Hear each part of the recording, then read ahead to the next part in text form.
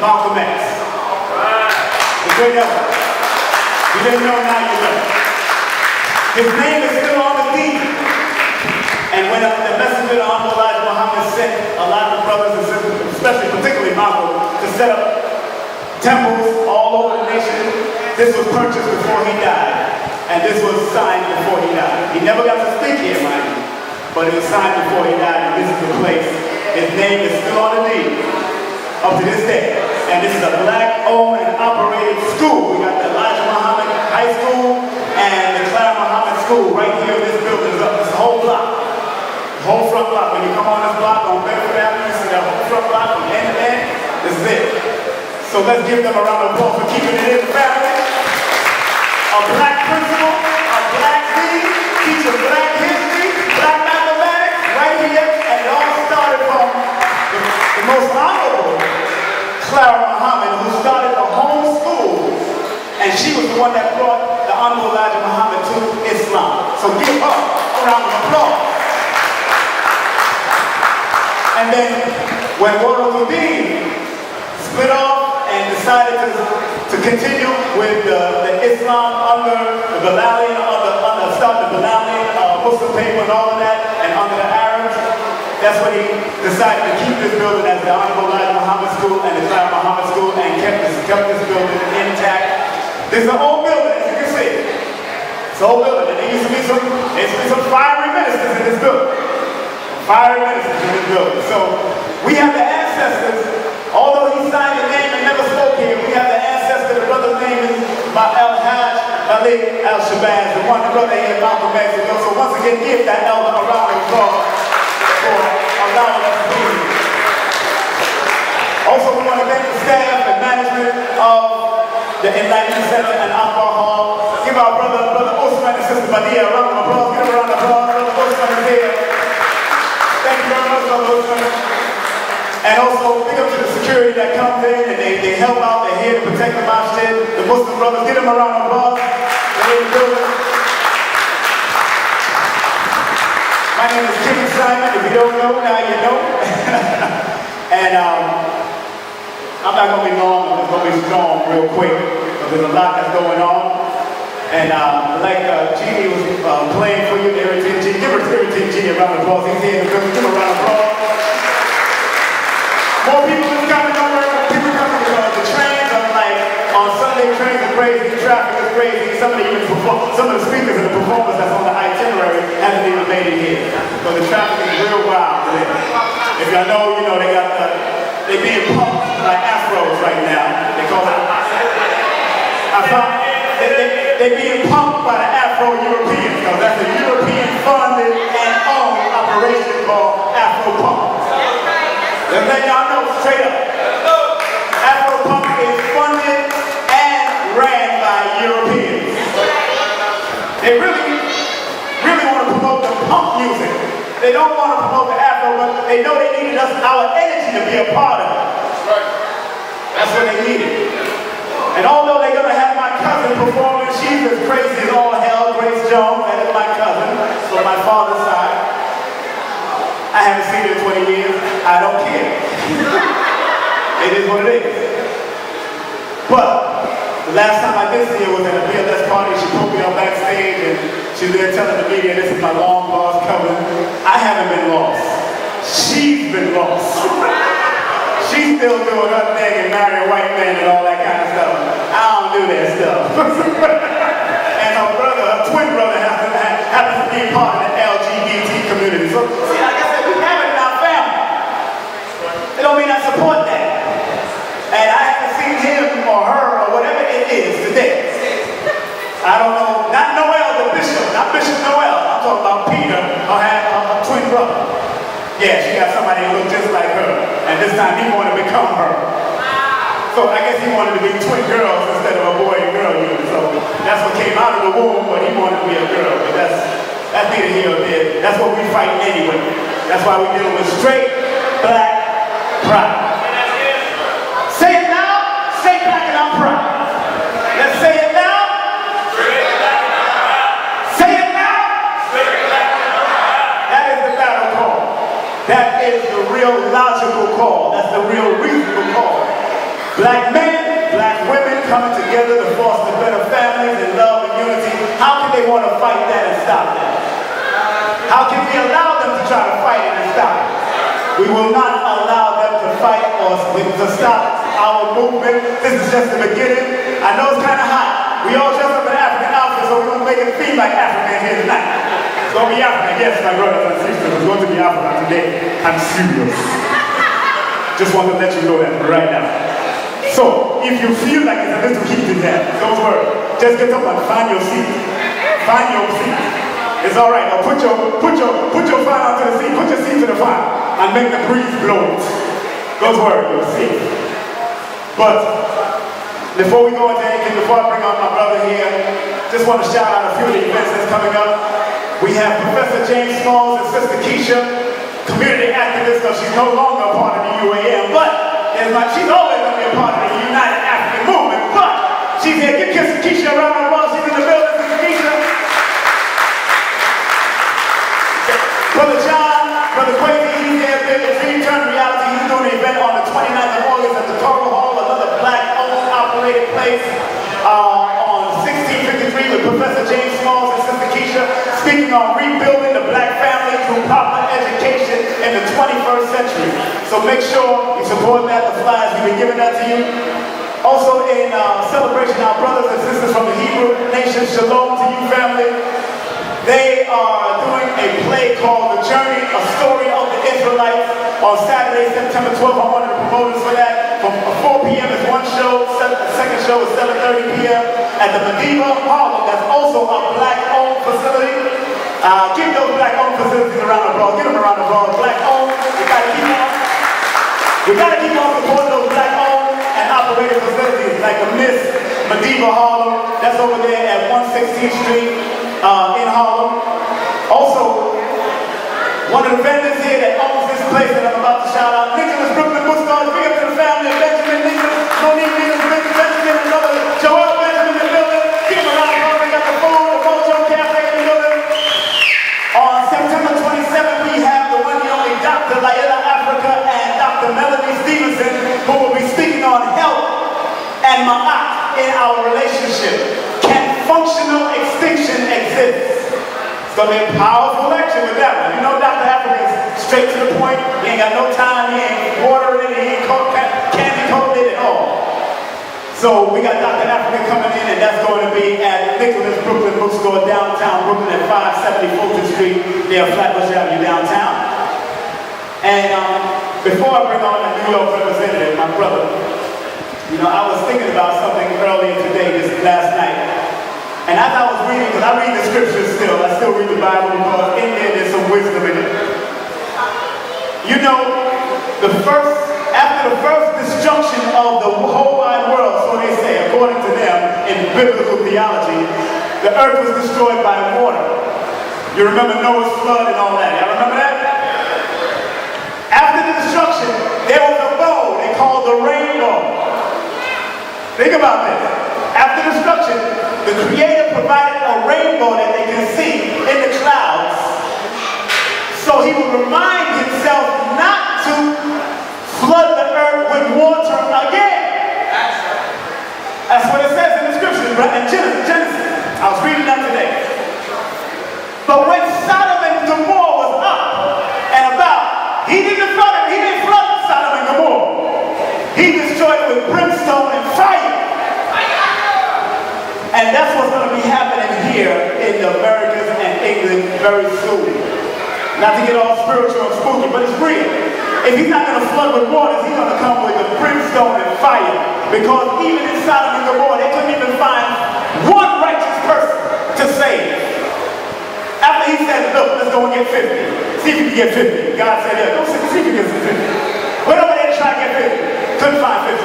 Said, okay, let's don't try to find 20. He gave him the benefit of the doubt. Don't try to find 20 people that are not part of the homosexual and lesbian society. Couldn't find 20. Went down to 10. Couldn't find 10. He said, all right, I'll give you 10. Find 5 of them. Couldn't find 5. Even the angels, when the angels came down to get ready for the destruction, the homosexuals tried to come and have sex with the angels in this Bible.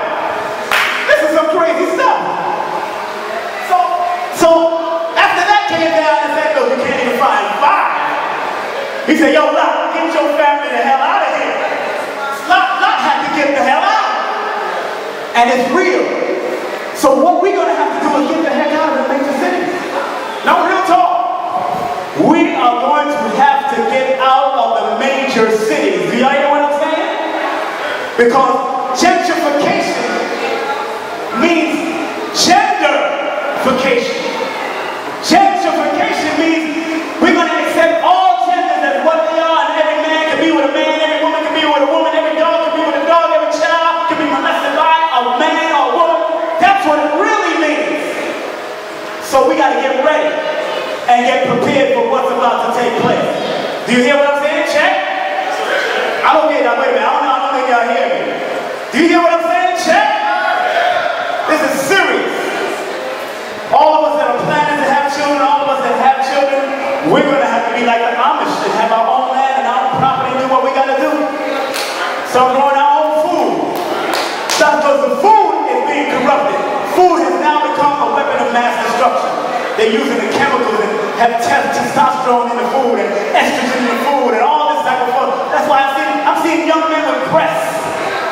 Young men with breasts walking the streets downtown Brooklyn and Manhattan. A friend of mine just came from Jamaica and told me that Queen Africa is being under attack because of her new song called Straight. It's a Jamaican system. And in Jamaica, now that they're allowing the gay parade to come to Jamaica, everybody is coming out of the closet in certain parts of Jamaica. Now this is a part, now I'm from Jamaica, and back in the day we used to run the gay and homosexuals out of the area.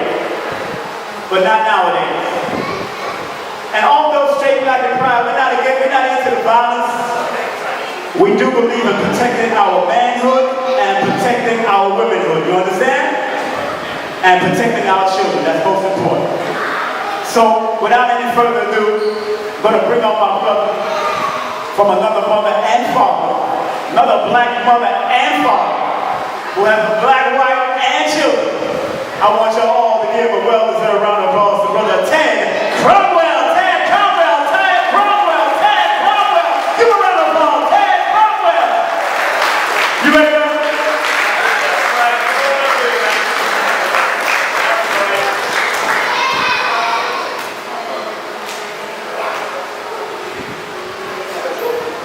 Thank you, Gene Simon. Thank you, brother. Thank you, Gene, my brother.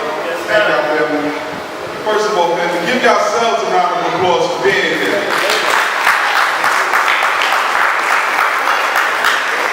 I'm trying to be brief, but it takes a special kind of courage these days and times to be who you naturally are. A lot of times people think we're fighting against a particular group, but we're not. What we're actually fighting for is our right to exist the way that we see it. We're practicing Fuji Chakalia, self-determination. 42 years ago when I was born, January 7th, the doctors presented me to my mother and said, you have a baby boy, or boy. 10 fingers, 10 toes, 2 ears, 2 eyes, 1 nose, 1 mouth, and definitely a brain. But as time went on, I started to see how things were changing. I started seeing how females started gravitating towards pretty boys. And boys like me, who like to play football, get an occasional scuffle from here and there, were too rough. And I was wondering, why does sister want a boy that's prettier than her? And some of these boys had long eyelashes, you know, I was raised in the 80s, high yellow, curly hair. That was the thing then. That's how I'll be sure got his record deal.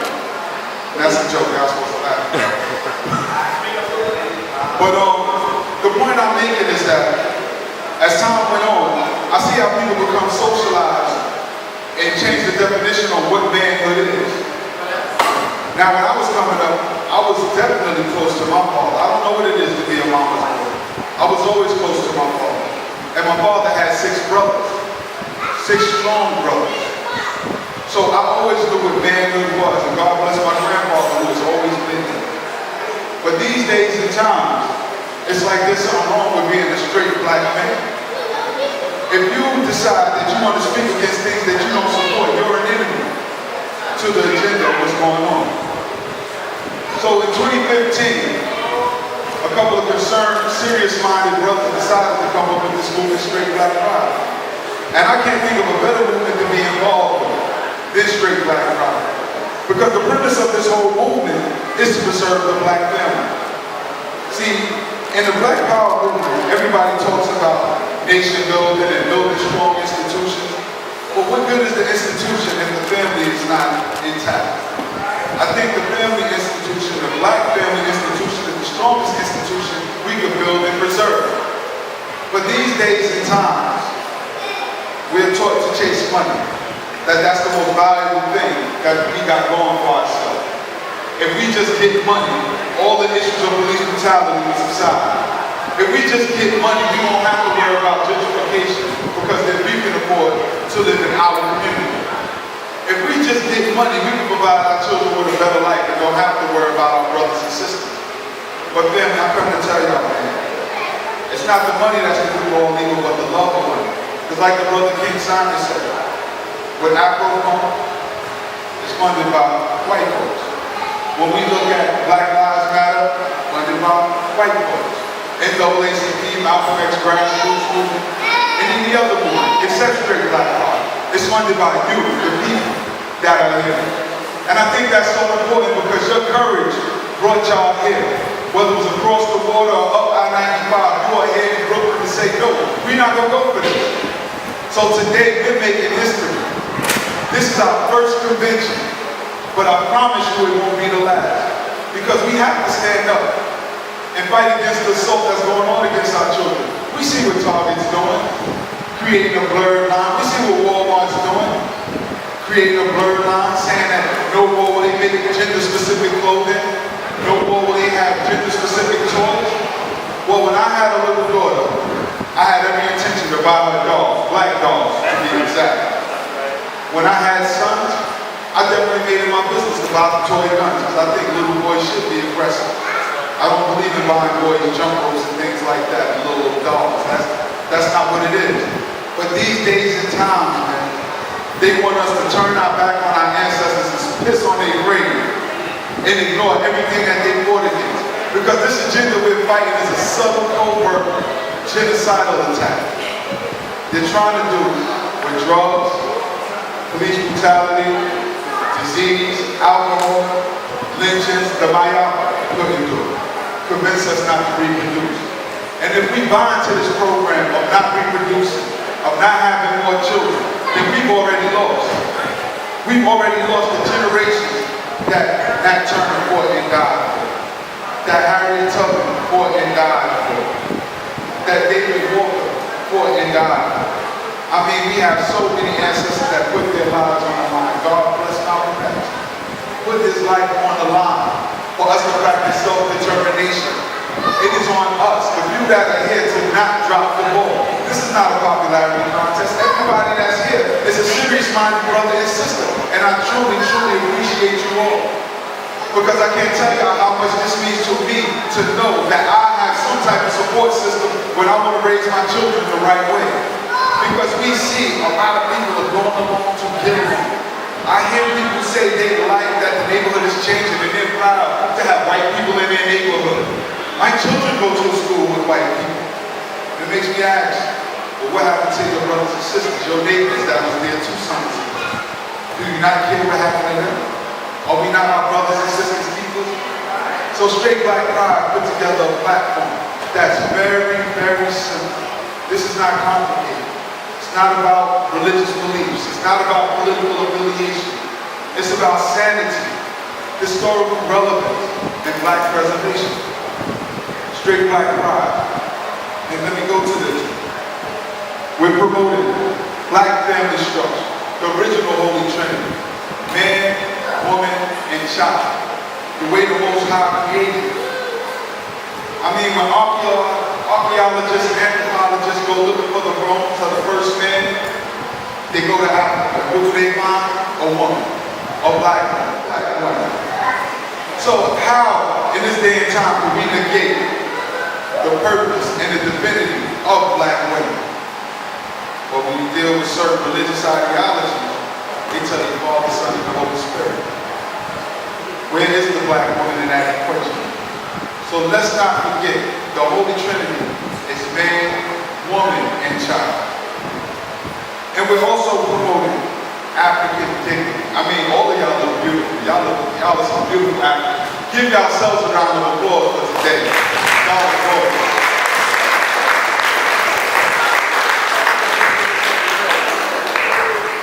See, we were always taught that to be black is to be inferior, is to be lesser than, subhuman, that we are descendants of orangutans and chimpanzees. But when you scratch the surface and look at our existence prior to the Maya, we created the original civilization. We gave the world God consciousness. We taught the world agricultural science, cosmology, and so many other things. Hygiene, arts, music, math, science. We gave the world so much.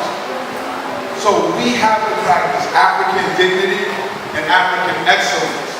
So that means even when we support our black-owned businesses, we can't support you just because you're black. We have to support black excellence. And that's what we should strive to be. Because to be African is to be synonymous with excellence. Don't let nobody tell you no different. We have to promote black business and black industry. We have to stop being consumers and start being producers. But again, producers of quality products and services. We have to promote a global Pan-African unity. God bless the most honorable Dr. Khalid Abdul Muhammad, who used to always say, let's die a tribe and be born a nation. With Straight Black Pride, we don't subscribe to tribalism. We don't say, oh, you're a black Christian, you're a black Muslim, you're a black Rastafarian, you're a black Hebrew Israelite. If you're black, you're my brother, you're my sister. So we have to blur those lines and look to build that bridge to our African brothers and sisters. And our family in the diaspora, in the Caribbean, and even in Europe, where we have strongholds in certain countries. And we also, one of the most important things, we have to counter the white aggression, integration, and black degeneracy agendas. And when I say that, I'm talking about white ideas and black faces. I'm talking about this thing that we got called hip-hop, or this new age entertainment like Love and Hip-Hop, or Basketball Wives, or Empire, you name it, or What a Black Family Is, that disrespects and degrades what it is to be a black family. When you look at these shows, it's all propaganda. It shows you the black man is a degenerate, the black woman is always sassy and has no respect, and the children are just a bunch of goofballs and messes. And that's not who we are. Our children have some of the greatest minds this world has ever produced. I mean, you don't believe, get Dr. Amos Wilson's book, Awakening the Natural Genius of Black Children, or the developmental psychology of the black child. I make it my business to study those as I raise my children. That's why in our home you see no pictures of no Europeans, no Latinos, no Asians, no nobody. Nothing but African people. Nothing but African simple. These are simple things that we can do in our home to support our position of self-determination and self-preservation. Because right now our head is so far in the clouds, we think all these acts of police brutality are isolated incidents. No. This is genocide continued. This is new age, new millennium, 21st century genocide. As Dr. Amos Wilson said, though superficially it might have changed, fundamentally it is the same. We don't look at these murders as legal lynching. We look at it as isolated incidents. We don't look at the murder of Tamir Rice as the same as Ayanna Jones. We don't look at the murder of Oscar Grant the same as our brother Sean Bell. We don't look at the murder of Eleanor Bumpers the same as our family down at Mother Emanuel Baptist Church. I mean, if we start to study our history, really study and get into it, we will see the importance of straight black power. Because this is simple now. We're back to basics. This is not political ideology. So you don't have to be a political scholar. Go and help. This is not religious ideology and dogma. Though understanding the holy text will help. Because regardless of what religion you subscribe to, it's all ours. It all belongs to us. Whether it's Christianity, Islam, Judaism, Judaism, Buddhism, it's all ours. We just have to reclaim our African identity in these things. So when we learn our history and study our history, we will see how important our history is in the shaping of this world, because other people understand how important our history is. Dylan Roof understood what he was doing and where he was going when he decided to kill the people in the church. He knew who Denmark BC was and his connection to Mother Emanuel Baptist Church. He knew the significance of June 16th and 17th before he walked in there and pulled the trigger. For those who may not know, our brother Denmark BC had plotted a revolt against this country. He was in touch with our brothers and sisters in Haiti who had just won their independence.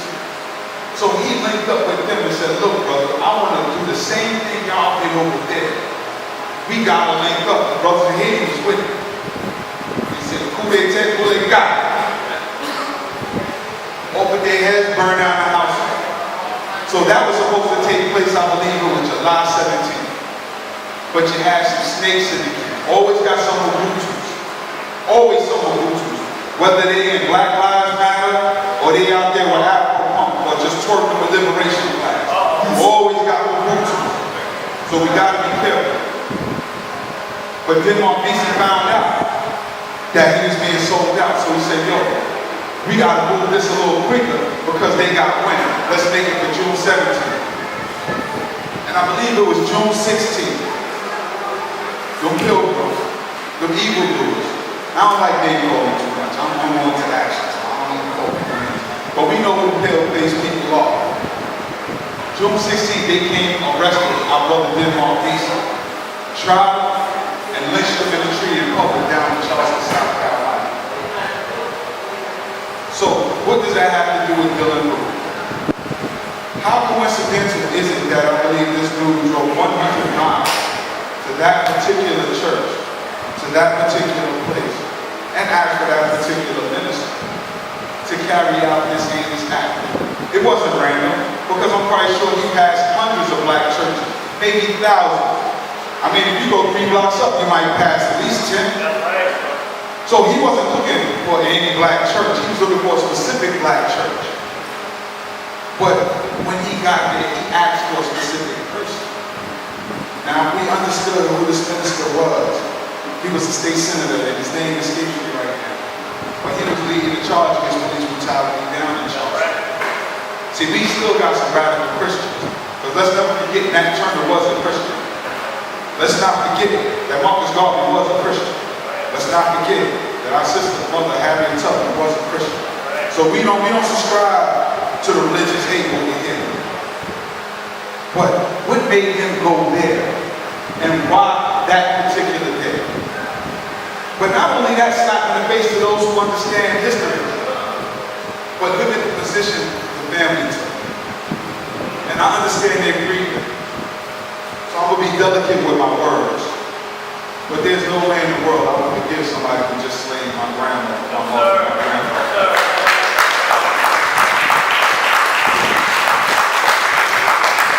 I can't do it. I'm not with it. It's an act of treason. And it spits on, those are our immediate ancestors. It spits on their grave and legacy. But not only that, what does that tell our enemy?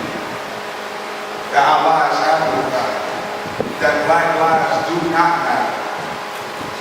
People will only treat you the way you allow them to treat you. If you can kill children, you can kill elders and women, and there's no consequence, then hey, why not get my target practice on?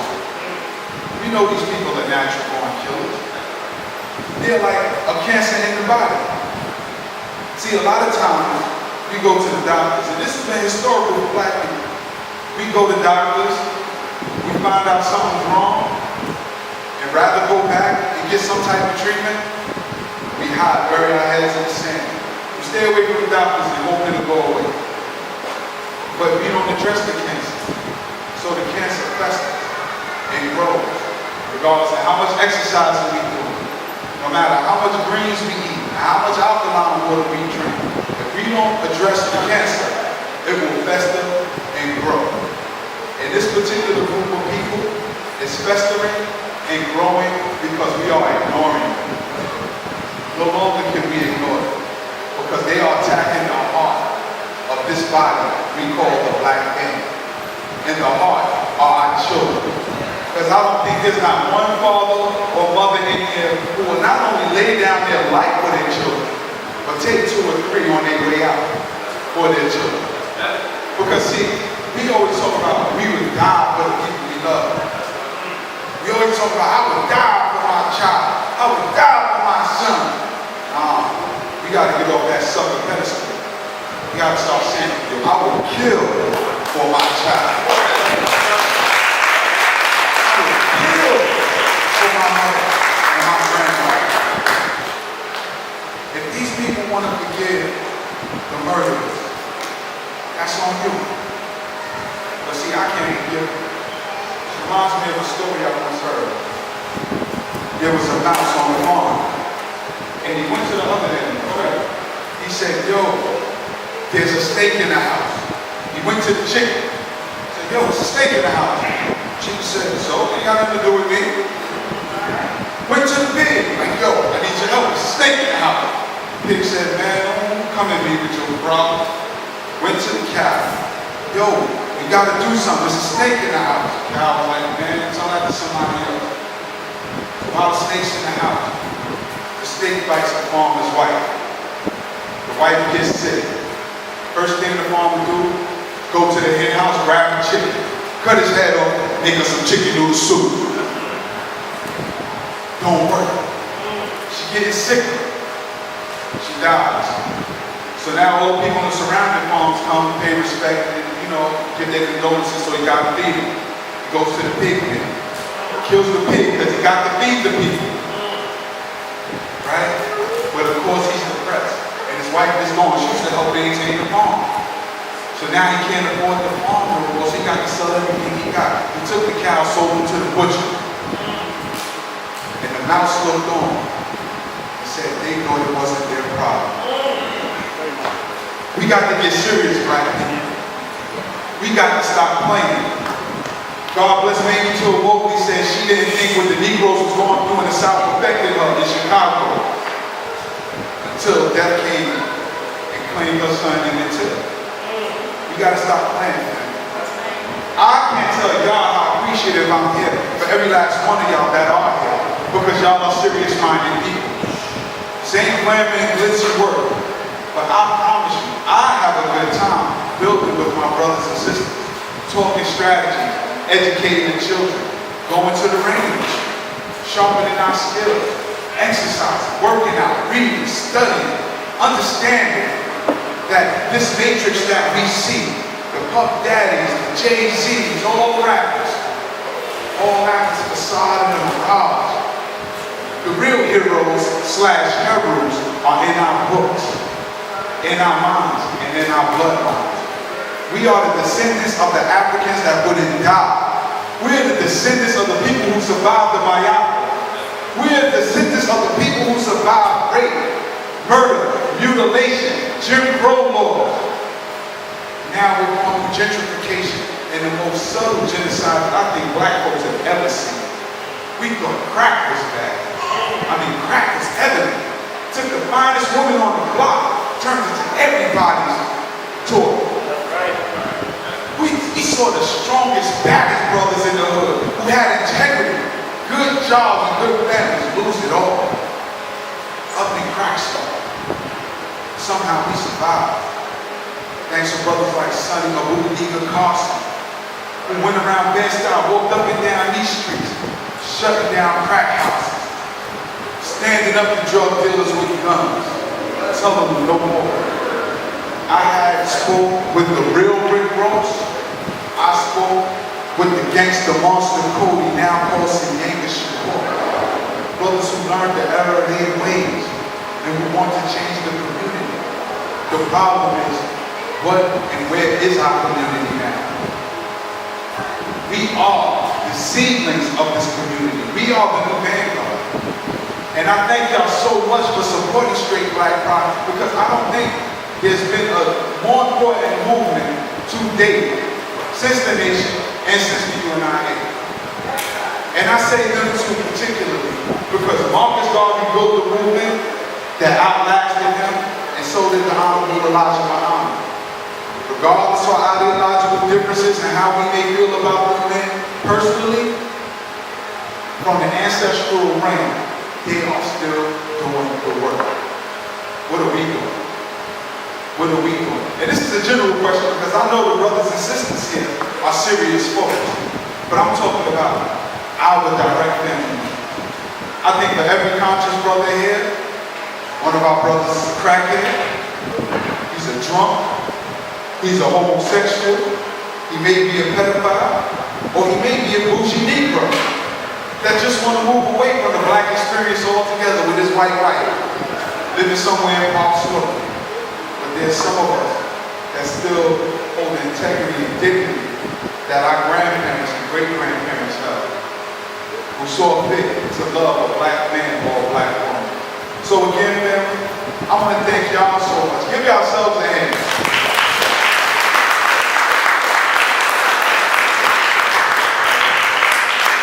Because without y'all, me, Jeannie, nor the brother King Simon could have done this. We could not have done this without y'all. In fact, Jeannie was concerned yesterday because, you know, they were talking about bad weather. You know, and a lot of times we are fighting the beast. We're like David and we're fighting Goliath. And I told my brother Jeannie, I said, yo, bro, if it's just us with our family out here, we gonna have a good time. Did y'all have a good time yesterday?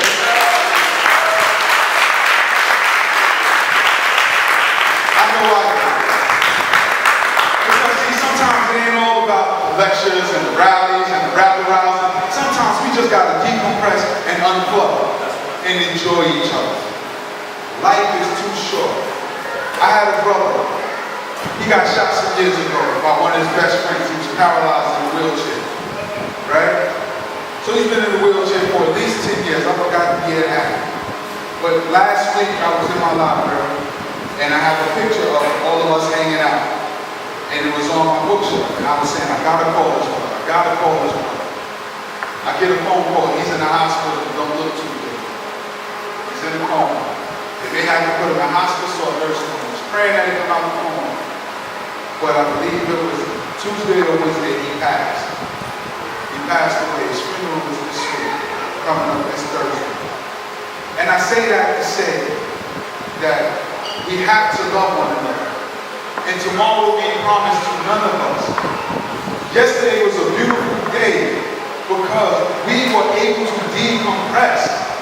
We didn't have to sit in the Ashe corner. We didn't have to say amen to something everybody said. We didn't have to worry about if we had the right outfit on. That's right. We brought our family out and it was just good old traditional black family love. That's right. And sometimes we have to do that, man. It ain't always got to be a circus and a horse and pony show. Sometimes we just got to come together and love one another because we are not common. We are making history. Because I don't know nobody standing up against this attack like a straight black pride movement. And this is only our first meeting.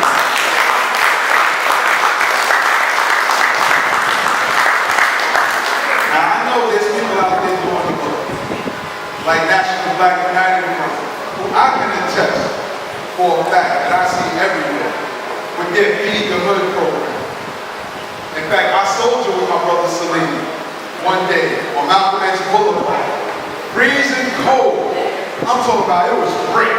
I bought a hot tea, it was iced tea before I knew it. But we were out there giving out clothes, giving out hygiene supplies to our people. And more of us need to be doing that. So with Straight Black Pride, we got so many programs we want to implement, but it has to be family oriented. So we're speaking about family orientation. We're going to bring on our children in a few minutes.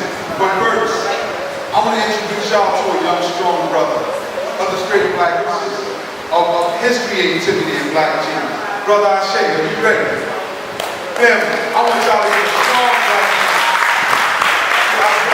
Ashe.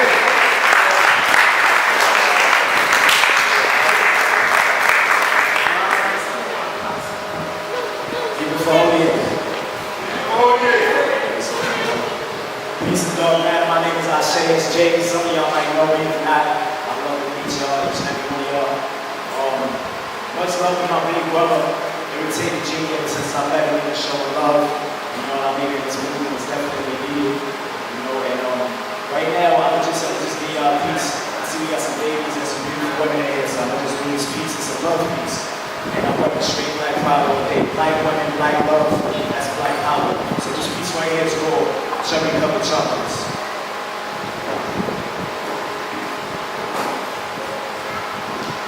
Cherry covered chocolates swirling ribbons through my mind. Plush velvet gold lips are just lines I want to cross every time. Cherries.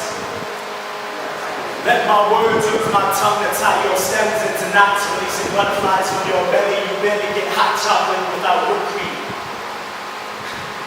Hello, hello, hot fun Sunday. Let me one day, one place in your bed. Your legs running in one place, but you ain't gonna know it. I wanna indulge in your dark decadence, desire your design is dessert, delivering pleasure to my mind with a smile that reminds of truffles and wine. I wanna dine, I swing my sweet tooth in your skin, searching a fix that only you can satisfy. And this play is in grave danger, as I'm digging it. I crave it. Favor, flavor, I savor my savior. On knees, I pray to this Godiva diva, bearing cross legs, convert me. I'm a believer, leaper. Sweetness, you must be from Venus. Because the fact is, with eyelash like fly traps, I glance and I capture you of the black on the back of my eyelids. A creamy, dreamy sensation, sun-kissed skin shining and blinding my third iris. I wish not awakening. You are my fave, like Ferrero Rocher, Marcherie, my cherry on top, or whether on the bottom of my drink, either way when I'm thirsty. Your midnight flesh, I strike your clock with my long hand, bending you into 6:30, it gets dirty, so I'm about to clean up. Sweep up your cocoa shaving, scattered sheets, slaving the strings, I pull like puppeteers, you dance the strings, I pull like guitarists, dark chocolate teas, I'm strumming things with eyes closed, low, imagining that this is my solo, low on your neck, fingering your fret till you hit chords from splendid red lips on brown skin, mocha watermelon tint, make love to me like you want to give me back my melody. Your body on top of mine just melted in, take your time like Hershey syrup, dripping from the bottle, I squeeze in anticipation, licking flavors from fingertips. A glimpse of you, I need a cup of water. Often I'd sit and wish I'd slip into your Hershey kiss, Nestle and Twix, ain't messing with this 100% dark content, dark continent. Your smile makes my brain release endorphins, omega love, antioxidants for my soul, and the aphrodisiac. You walk in causing hearts to spin vicious, sis, you are hard to miss, so instead I make you my missus. Said I make you my missus because you are hard to miss, hearts will spin, you are dust in the flesh, casting shadows in broad day, your skin glows in the dark.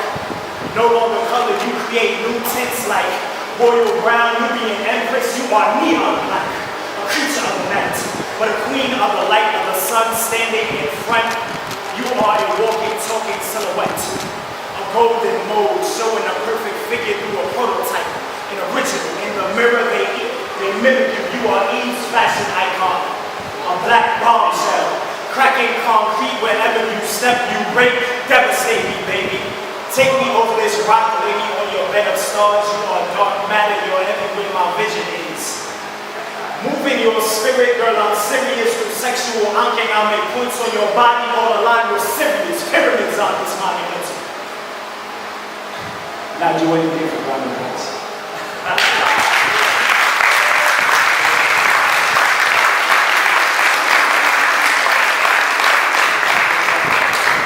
Everybody have to round of applause. Give a round of applause, please. Hey, is your phone number? I'll take your phone number. Keep in contact. Once again, give brother Tad Cromwell a round of applause. Also, give a round of applause. Yeah. Say it loud. Straight black and we proud. Come on, ready? Say it loud. Straight black and we proud. Come on, say it loud. Straight black and proud. You know, I'm happy that we moved it here to Brooklyn after all, after the National Black Day, and it's a Muslim community. They don't tolerate that homosexual stuff, you know. No, man, ain't no Fruit Loops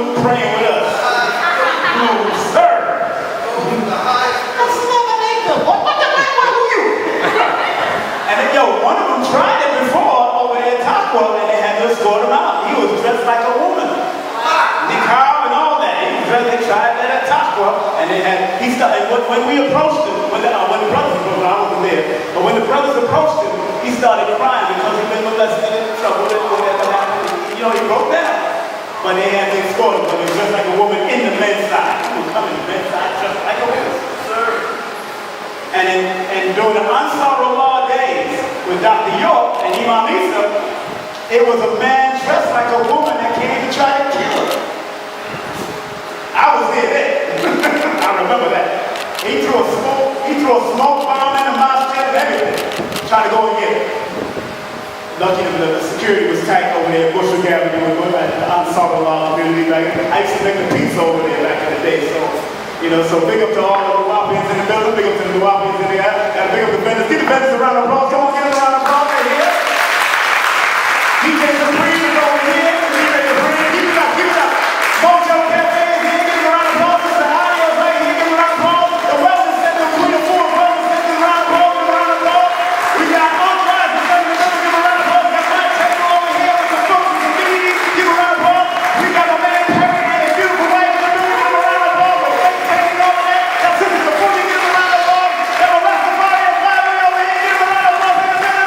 Also, we got Ted, Neeson, that's over here. Give them around the applause. Also, who the heck is over here? I can't remember who's here. Oh, yeah, this is the Awad Tanko, good friend of mine from the Ansar community back in the day. Give them a round of applause. This is the new album in the building. Give them a round of applause. That's the cake. Give them a round of applause. Cake, give me the cake, well, okay? And give my man, Irritated Genie, a round of applause. I want to first and foremost say, happy anniversary to Irritated Genie and his wife. Give them a round of applause. Stand up, stand up, let's cry, baby, come on. Take that and they cry.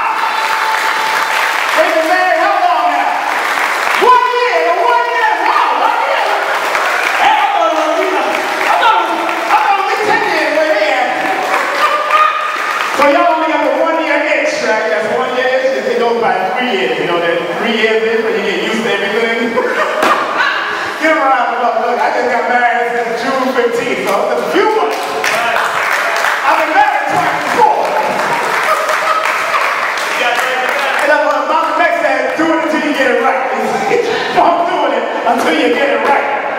And I hope this is the third and last time I pray. If it's not the last time, I'll still get another one. I keep it moving. Look at y'all. Okay, without any further ado, we're gonna bring up my brother, the national spokesperson, my brother here, the author of the Straight Black Pride Movement. I want y'all to give a stand up and give a well-deserved round of applause to Irritated Genie of Soul Fees. Help on, give a round of applause. He brings down the eyelashes of the Straight Black Pride.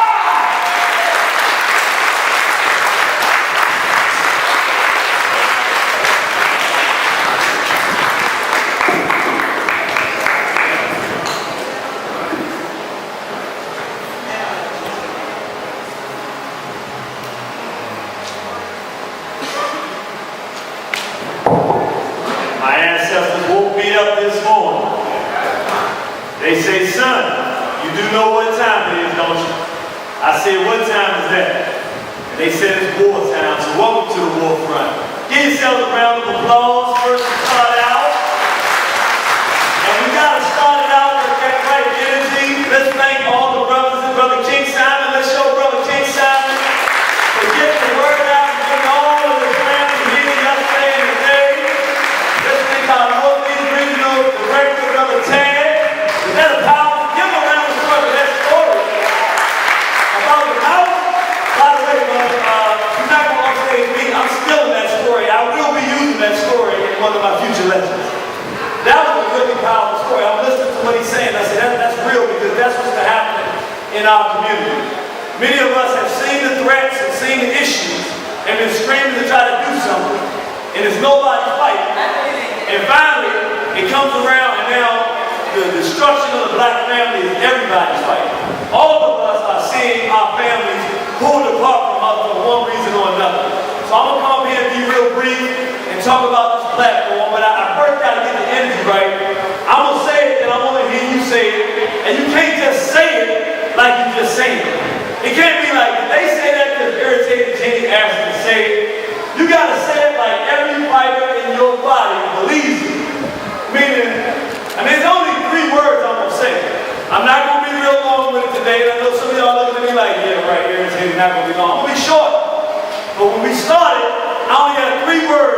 gonna say. Can anybody guess what those words might be? Oh, so y'all are ahead of me already. I'm gonna say it to try to get some energy, and then I want y'all to show me that I didn't have no energy. Straight black pride. Straight black pride. Straight black pride. So the ancestors can hear you. Straight black pride. So our future generation of children that we're going to bring into this world and protect and hear you. Straight black pride. Oh yeah, I think y'all mean that. And to all of our ancestors, men, women, and children who have fought so that we can be here and have a day like what we're having today. We're going to say it one more time. This is for the freedom fighters. For the women who were brutalized on those ships but got back up and said, I'm going to keep fighting. You're not going to tear me down and kill my spirit. For the brothers who spit in the faces of Euro when he called him out of his name or when he resisted that abuse. This is for the children throughout the history of the world who said, if it's not enough adults to fight for black people, we children will go out on the battlefield and fight for our people because we love our race, even at a young age. Straight black pride. Yeah, and let's give a round of applause. The ancestors are happy with us today. They are. I'm going to be very brief. I'm only going to talk a little bit about the ideology. More for people who are not here than the people that are. The people that are not here will want to understand what is this about. We want to understand what this is about, and I was talking about James Small, and he said something that really had a lot of weight with me.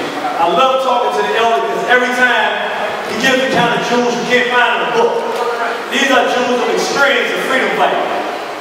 He told me that the reason that we were getting so much resistance from outside forces from the straight black pride community, he said that in our history and sojourn in the Western Hemisphere, we have not had an identity. We've had labels.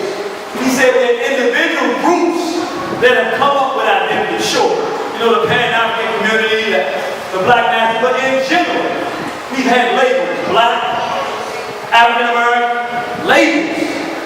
He said, but what we have not had is a tight identity as a race, where the average black person knew who we were and what that meant to be that.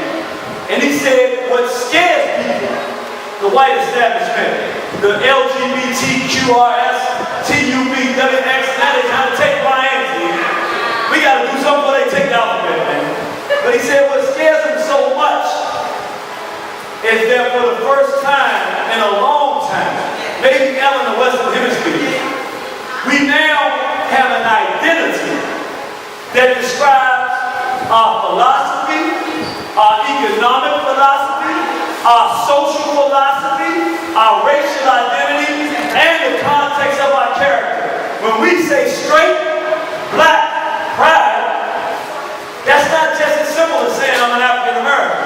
Because what does an African American do? It depends on what they put on TV. They put us smoking weed and shooting up dope and calling out women all kind of names. That's what we think we are. No, this is different. Straight. So before we go any further, stop. What is the straight black pride movement? Before you go any further, do you know that a man supposed to be with a woman? Yeah. Oh, I know y'all know what y'all hear.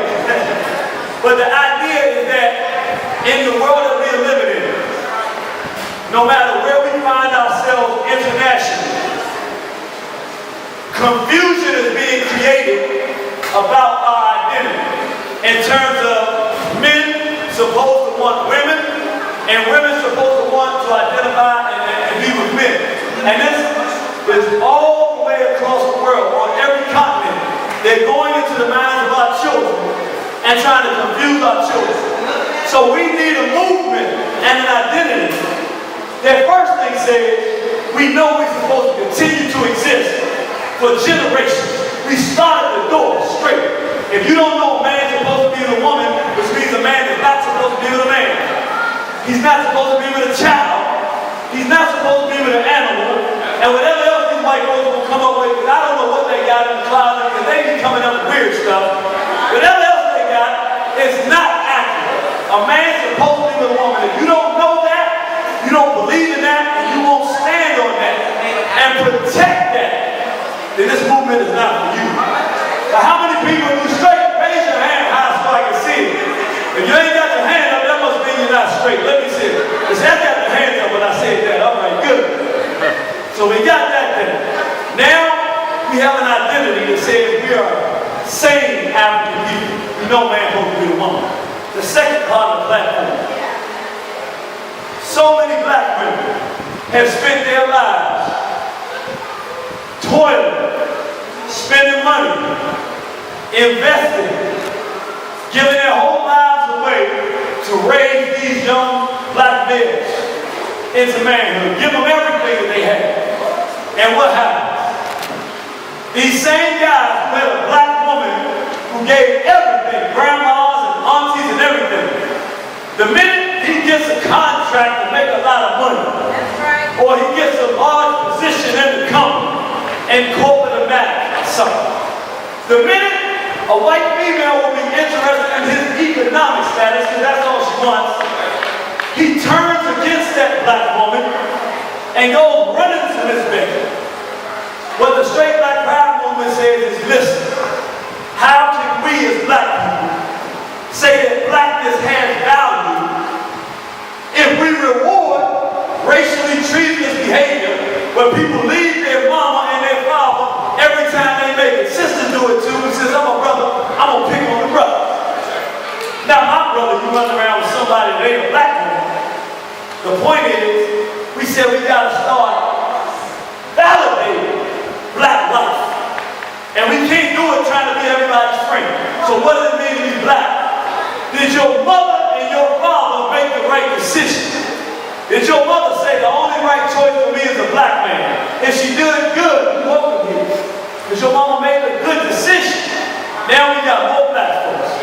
Did your father ignore the foolishness of the world and say the only queen for a king is a black woman? If your father did that, he made the right decision and you're welcome. But now you have a responsibility too, because we're trying to keep it black. That means, brother, when you're ready to pick a mate, and even on your way to doing that, the only acceptable individual for you to be courted is a black woman. Period. Let me clap for that, sisters. Y'all know, you know you brothers need to hear that. I mean, not the ones in this room, but the ones on the planet. And sister, I know we've been acting crazy, but that's no excuse. You still not invited if you get it wrong. As crazy as we've been as black males, the only way you got here and the only way we can have a future is if you stick with us long enough for us to get this thing right. Get a black man a chance to be men again, get up on our feet and build something for our race. Black woman, the only acceptable partner for you is a black man. Can we clap on that? I see y'all got this is a little hesitant on that. But hopefully, through events like this, when we come out of the same mind, and that mind is straight. That's right. That mind is straight black pride. Let me say it. Straight black pride. That's right. See, now we have parameters. We're not just coming in looking black. We have the same idea in our head. So if a brother single says that you want that child to be straight, no pedophiles around, no homosexuality, not acceptable. Black, you're not doing this in a racial thing. And proud, and brother and sister.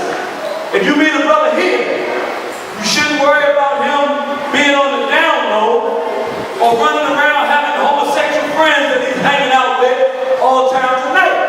Because that brother you meet here, if he's genuine and believes in his concept, he's straight, he's black, and he's proud. So he's not going to have a child with you and turn your children over to pedophiles or homosexuals or ignorant Negro behavior.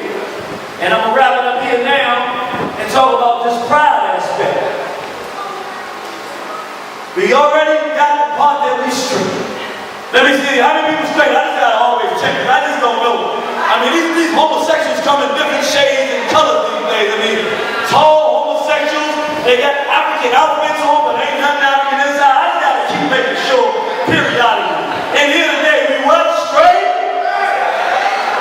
Let's do it again. We what? All right, that's right. We're gonna stay straight, black, and proud. What is the proud? Listen, brothers and sisters. How are we going to spend our money with all of the races that are enslaving us and be proud? How many non-black vendors do you see in this building? I can't hear you. How many non-black people do you see in this building? How much money to a non-black person did we pay to secure this facility? Which means all of the money for this event went to who? Our people. Can we be proud of that? Let's clap for that. We spending money. We got our brother over here with the orange shirt. We got our food with us. We got the building, the drinking water. We got they got a lot of stuff over there. Shirts and soaps and books and everything. What's that? We got Seamoss.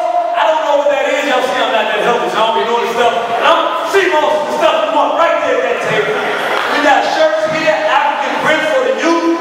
We got African artwork. We got necklaces and chains. Save me one of those too back there. We got, I can't even see in the back. We got crystals. Got to keep that negative energy away from you. What we got in the very back? Oh, we got our red, black, and green flag, so we know we got support. This is an African marketplace. The bottom line is being proud. Food, clothing, and shelter are the basic foundations for life. In order for us to be proud of other people, we got to be able to provide food, clothing, and shelter for our own people. And that's what we're seeing here now. And this movement is going to sponsor.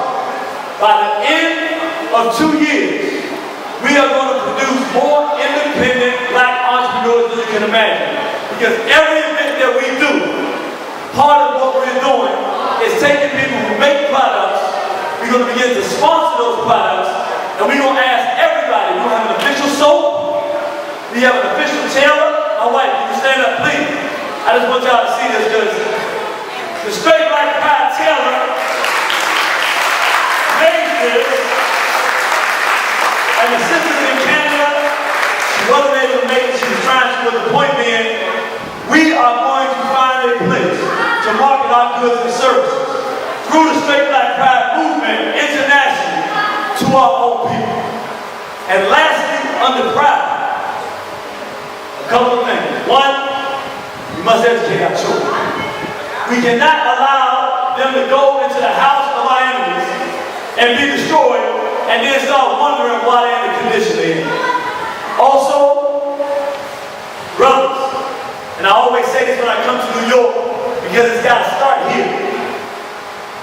The idea that we can spend 25 years making music, calling black women bees and whores, and every negative thing that we can think of, and then start complaining that we can't find queens. We sound like a bunch of effeminized males. We created the problem when we let these small hats inoculate us with filth to give to our people and our daughters. And now that they're a little reflection of that, we ask them what's wrong with them. The question is what's wrong with us as men. When there's a problem, men identify. If they were wrong, they apologize. And lastly, they fix it. New York, you started this music culture. It's been taken and it's killing African people all over the world. It's time for you to take it back.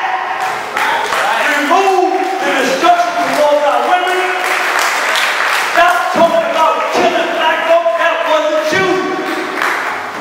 And give us something that can liberate African minds around the world. With that said, brothers and sisters, this is what we're going to do. I just wanted to lay out the ideology of this platform, why it exists. We're going to save our race. Can y'all feel that? Do y'all believe that?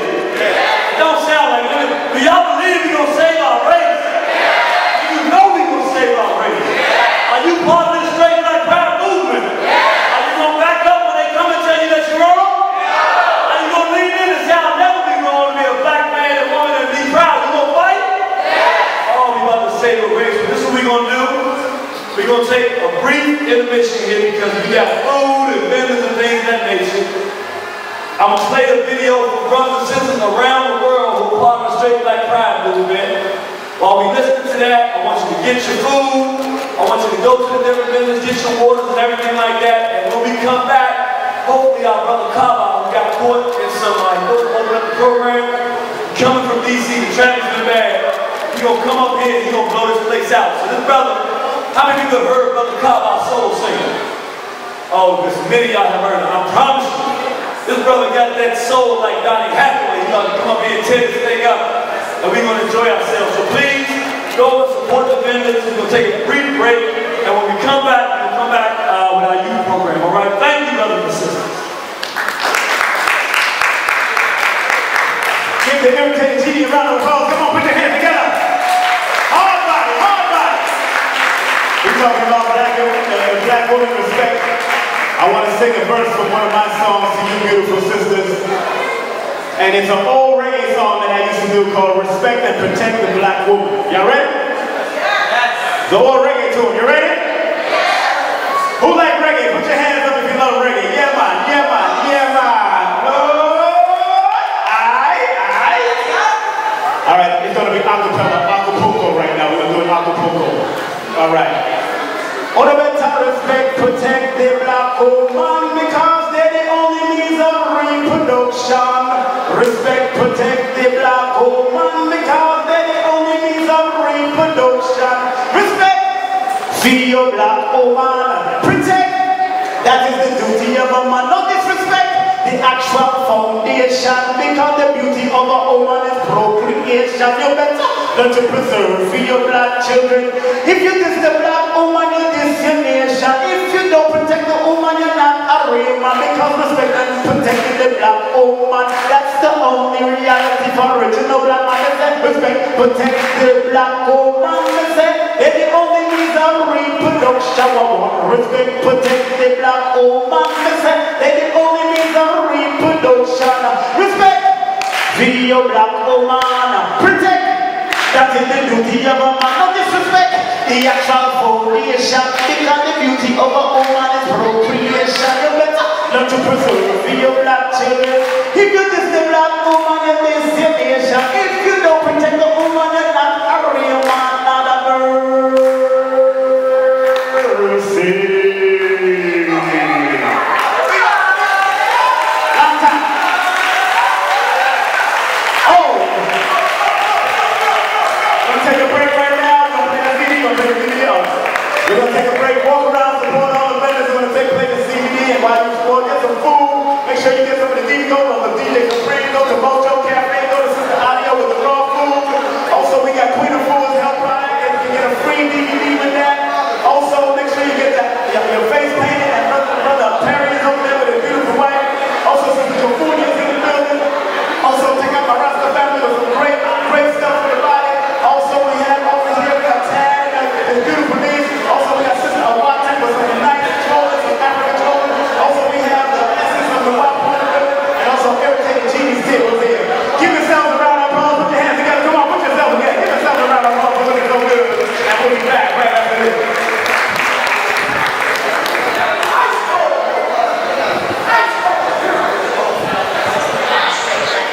Donnie Hathaway. And I don't say that lightly. Like, my favorite all-time male vocalist is Donnie Hathaway. I get extremely upset when anybody sings his songs because can't nobody sing like Donnie Hathaway. This brother's the only brother that I've heard sing Donnie and start getting tears. Not tears of anger, but I feel like Donnie done came back almost and graced our presence. So I'm going to bring up a brother. He's going to do a song. It's called Africans. And this is a theme song for black people around the world. This is our story. This is his original song. So I want y'all to get ready for a brother. I don't try to sell on nobody and I can't count on. This brother has never let me down. Every time he grabs the mic, people want more. So he's going to come up and do Africans, which is a theme song for our people. And we might even vote when it's over. Everybody, I want you to hear this one thing. It's a question. I know y'all like listening to me now. You buying stuff, but everybody listen to this. We gonna vote. That's how much confidence I got. I think that this song, Africans, should be one of the theme songs for Straight Black Pride. Like one of the songs that we play, even if you're not there, every time we do an event. But I gotta let you hear it first, brother. You got a lot of pressure. Because they might not vote in favor if you come up here and you can't sing. So I don't know what we're gonna do. But I want y'all to hear that. Then we got a special treat. It's a song about the black man and woman. If you like the first song, he got another song called So Far to Go. It's about the love between black man and woman. So without any further ado, I want my brother to find where he's gonna put his phones down and get comfortable, and he's gonna come up here and blow you out. I don't even know if it's legal in Islam to sing like what this brother about to do. So if you get in trouble, brother, it ain't my fault. I can't do it for you. Just without any further ado, can we get some love for Brother Kaba Soul Singer?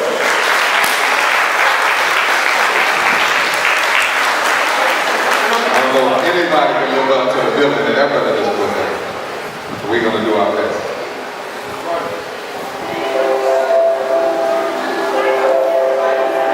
How the Africans feel? Y'all doing all right? This song, as Jimmy said, is called Africans.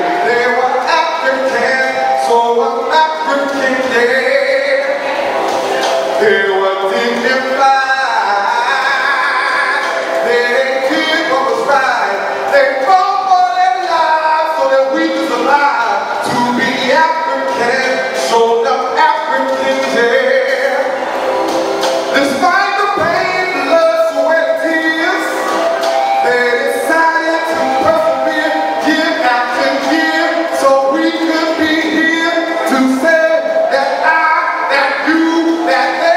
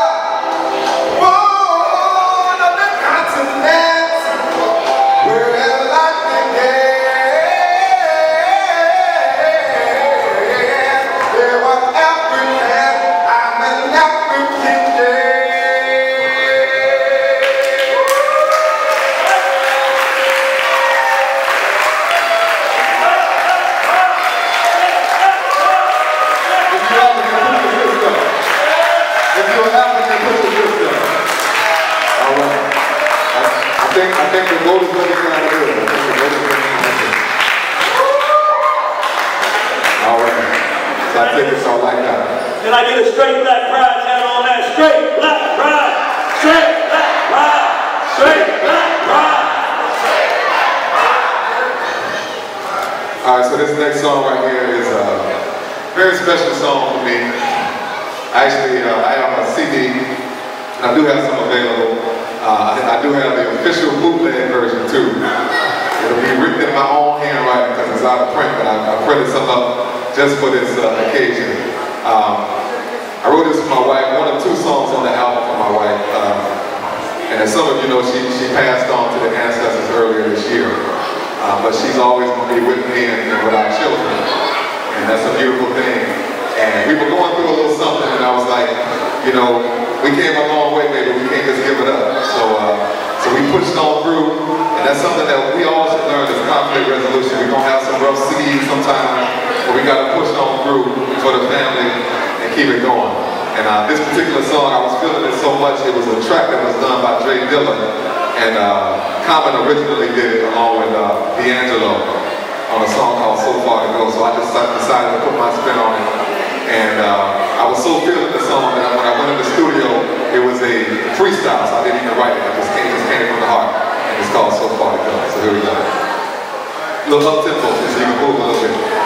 Yeah. Hey, yeah. Yeah, yeah, yeah, yeah.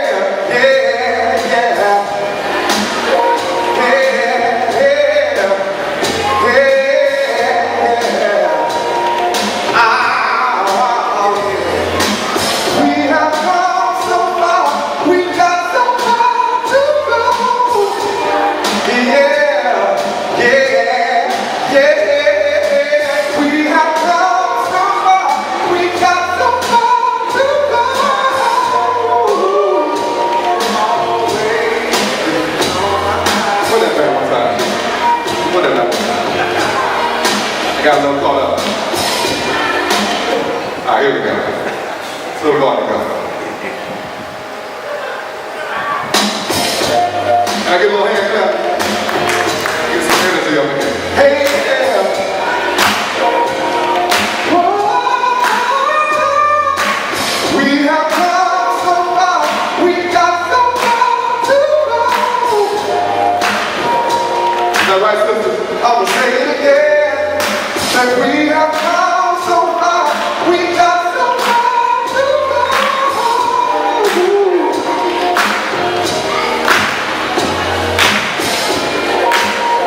Since the days of the beginning of time, you've always been on my mind.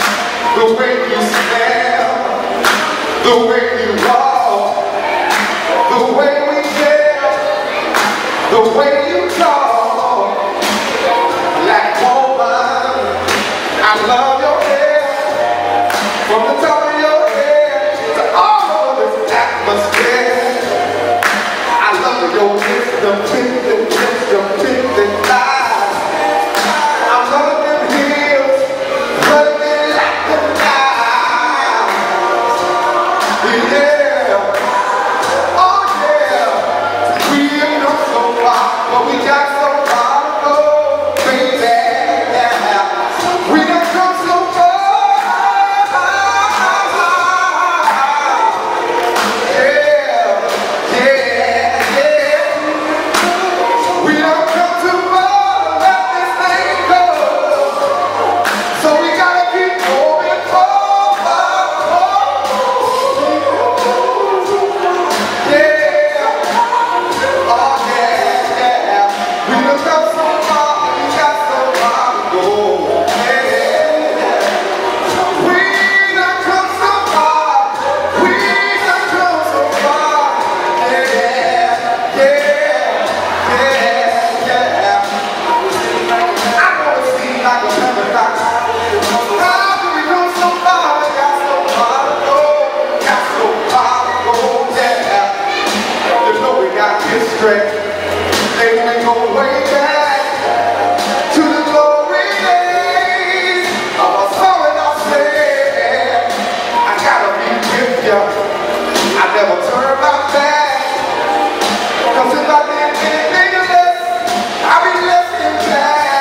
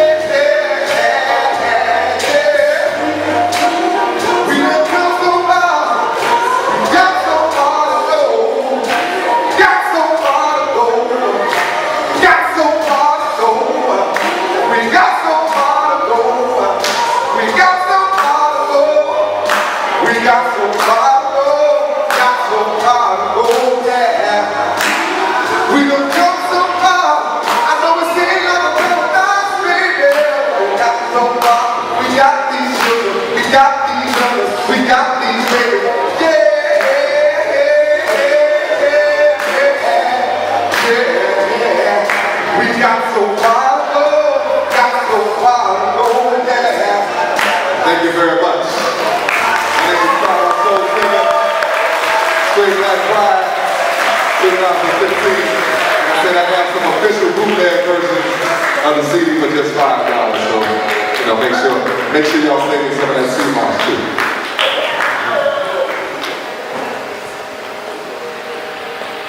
Good? Yes, sir. Straight Black Pride. Alright. So, before I go into this piece, I also would like to tell the people, I actually created what they call a gun club. It's called a BB2Me Gun Club. And what I've been doing is, the first month we took 7 people out. Last month we actually went last Saturday, and we grew to 15 people. Next month I'm expecting to grow more. And I'm going to invite people that's about Black Power, straight Black Pride. You know what I mean? So if anybody is interested in that, please come talk to me. We're defending our families, and we also learning from sport and self-defense. We're not using violence, but we definitely want to put ourselves in a better position going forward, because we see other people, other races, they out there turning their babies from 8 years old, 6 years old. You know what I mean? We need to be doing this. We need to be prepared and start waiting until the last minute. So like I said, it's called the BB2Me Gun Club. The BB2Me means Black Power. And we're going out every month. So somebody, please, if you're interested, come contact me. And with that being said, the first time around, I gave y'all love piece. So this one right now is for my sophomores out here. So let's just go into it. Drastic times call for drastic measures to save you. I enter to free you, I'm not here to entertain you. Vultures stole Masonic measurements so they can frame you till I'm 360 degrees, I'm begging from every angle. The table's full of warriors, Oguns and Shangos. Dancing with these devils, I ain't in the mood to tango. I'm entangled like a Nazi's web with Nazi-headed posses. We predate the Anunnaki, I'm ancient future technology. Stopping me is an impossible feat. I channel me and cultivated rage of the teens that died in the street by the hands of my oppressors. I'm forced to create a massacre with Africa vernacular, black magic. I cast a spell by poem, prone and fracture. Bones are broken, miraculous. Cowrie shell or shoddy shell, either way it's spectacular. I'm a monster. I should be shackled up, locked in the attic, bro. But when provoked, I invoke the multi-consciousness. This content is a conjuring with consonants. The consequence is death, and I conquered it. Africans never die. We transition to heaven skies, a better weapon, a Wesson with wings. I'm the God, you need repentance. Lightning flash fast just as my mind's made. My times came, thunder rolls, sealing my fate when I make a decision. Incision sharp, precision building sparks in my psyche to remind me that I be a living God and I govern my own moves. There's no Messiah complex when I'm vexed. I'm calm and collective, collecting what's next like some stress that he's coming when he is already here. Beware, it's in your favor, you are the savior, you wait for, so claim dominion over your destiny. Shake the living breath out the beast, no, it can't rest in peace. The system stressing me, poverty spreading like cancer. And Babylon swear they've got the answers. My people say they want life seeds cultivated in our streets. They ain't planting seeds, they planting cannons. Do work. Little we are gaining when asking instead of creating, so we are taking action. We are not asking, we are taking. We are not asking, we are taking. Taking our time before time has taken its toll. I am taking a breath of life and then I am taking control. Wind rolls, ancestral moon rising, the tides, the turmoil, and our suns boil the waters, messing with me as troubled seas. We are weightless even in our state of sleep. We're living on a different plane which you can't see. To liberate is in our DNA. Earth shakes when I lie, baby, quit your church and that awful thing they call tithes. But to the trees all the time I make an offering. Realize the red blood and economic power, then circulate those greenbacks back into black dollars. RBG is a school of thought, and most of us have flunked. Debunk your flunk education. We must fund our own schools for our children and learning assimilation. But assimilate is a simile for death. And I'm as cool as the breeze, but at high speeds we could be deadly. We are organized tornadoes. We must act fast. Whirlwind and break whatever tricks are up their sleeve. We must burn with black fists, clenching our dreams. We must take control of our future. For I am all, and through me all things shall prosper. Obstacles are obsolete. I am the absolute adversity. I am my higher self. I am not a figment of your imagination. I am all figments of my imagination. I am, there's too much fire right there. You feeling that? Please, like I said, I show you today on the lobby. Please come reach out, talk to me. Straight black pride, bring it to me. That's what it is. Peace out.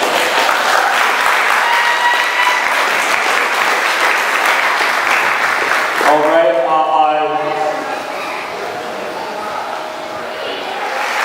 when she's ready, the only right choice is a black man. Sister Aubrey Maxwell, let's show some love. Come on, let's stand up for our young people. She's not afraid, come on. Straight black pride, come on, straight black pride. Straight black pride. Straight black pride. Straight black pride.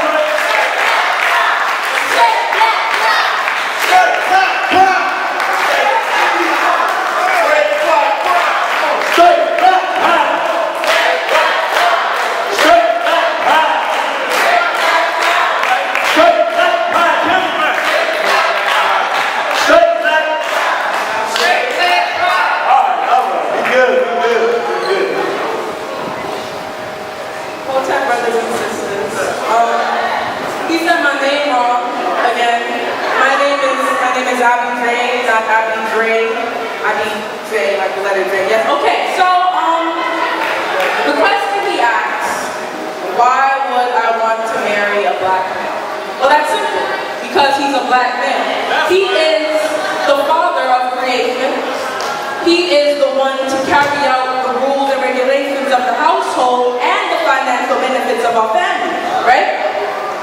And he basically is the one, the glue of the family. He holds the family together. When you have, when a woman decides to marry a man, or when he decides to carry that man's child, and the man decides to leave, and you have a single mother, what's the word?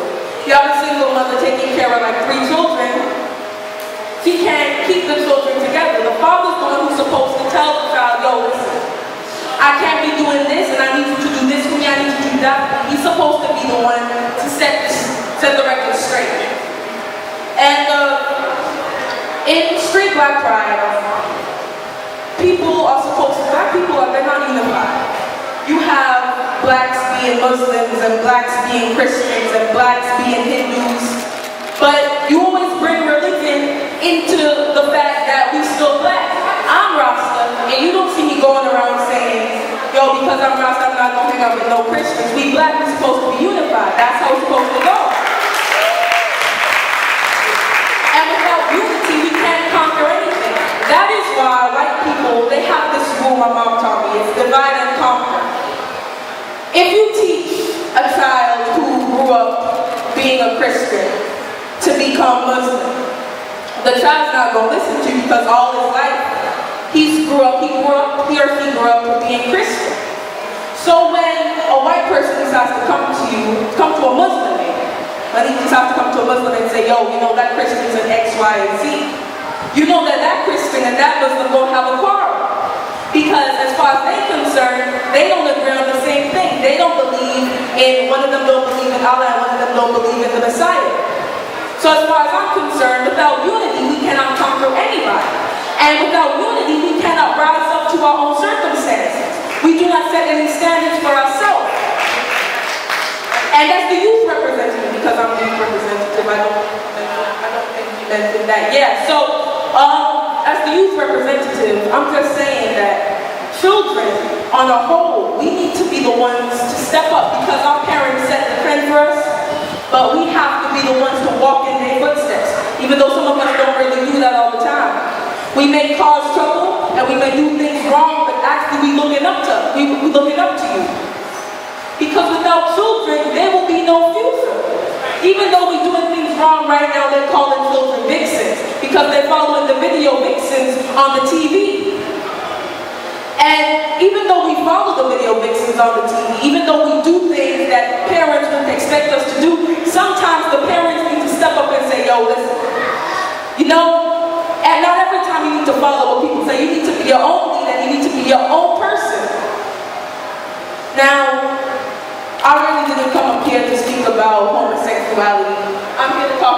Straight Black Pride. Because we ain't a hate group.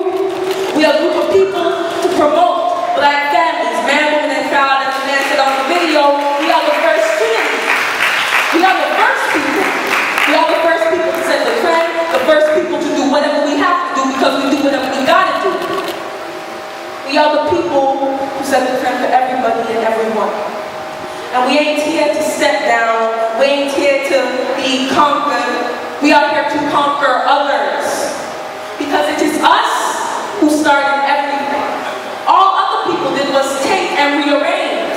But we made everything. We are gods and goddesses of this earth. We are the people, and the people we are. And if y'all don't understand that, then I do not know where you're going to reach in life. Because life is quite easy. All you have to do is understand yourself and know thyself. That same statement came from Kemetic, but Greeks took that and decided that the philosophers are the ones who made the statement, know thyself, when it was actually the chemists who made the term, know thyself. If you don't know thyself, then who are you? Who are you really? Thank you. Everybody have a good day. Come on, we can do better, man. Come on. You folks come up here and talk about watch for man, black man. You talk about that, ancient Kemetic, fighting the homosexual stuff, fake black crowd. That's what we're fighting for. That's good. The young man was supposed to come up next. Oh, so he will still come up? Is he gonna come?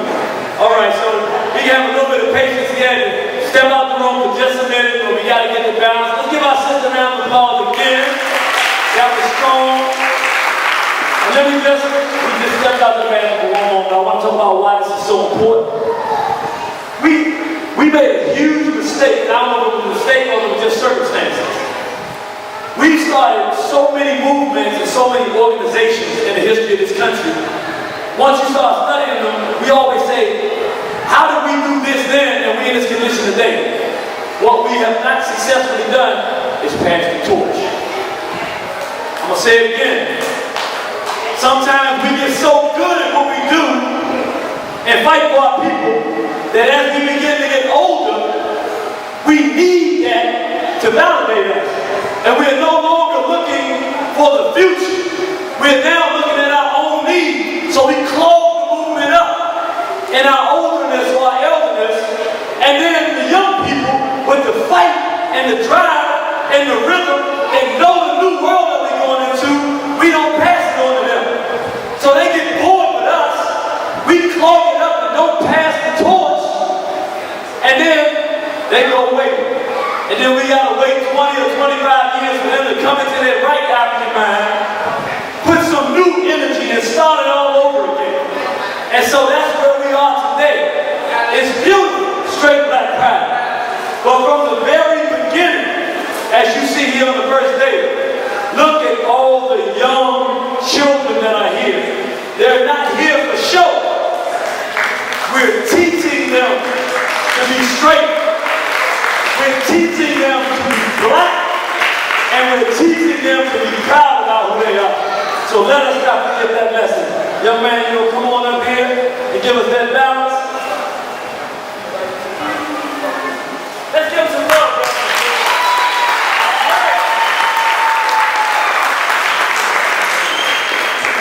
Hello, my name is Lucas Maxwell. Good day, Black family, Black Power. Black power. I'm up here to speak about why I want to marry a black woman when I'm older. Well, it's obvious. You're black. You're beautiful. And why wouldn't you want a black woman in your family? They're better at cleaning, cooking.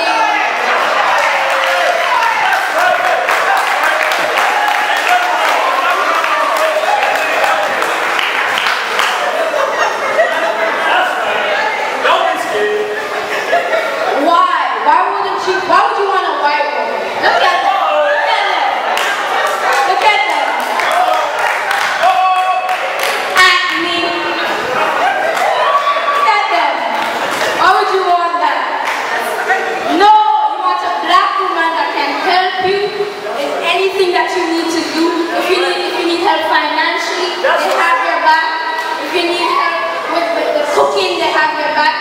washing clothes out there back. And that's all you need is a black woman in the household to help you. But if you have a white woman now, when you go, oh, I can't do this. Oh no, please. Help me, come please. No, that's not right. When a man come home from work, they need a rest. They need some food. Would a wife help you with that? No. It's simple. Get the black woman to help you in your needs. It's really simple. I mean, like.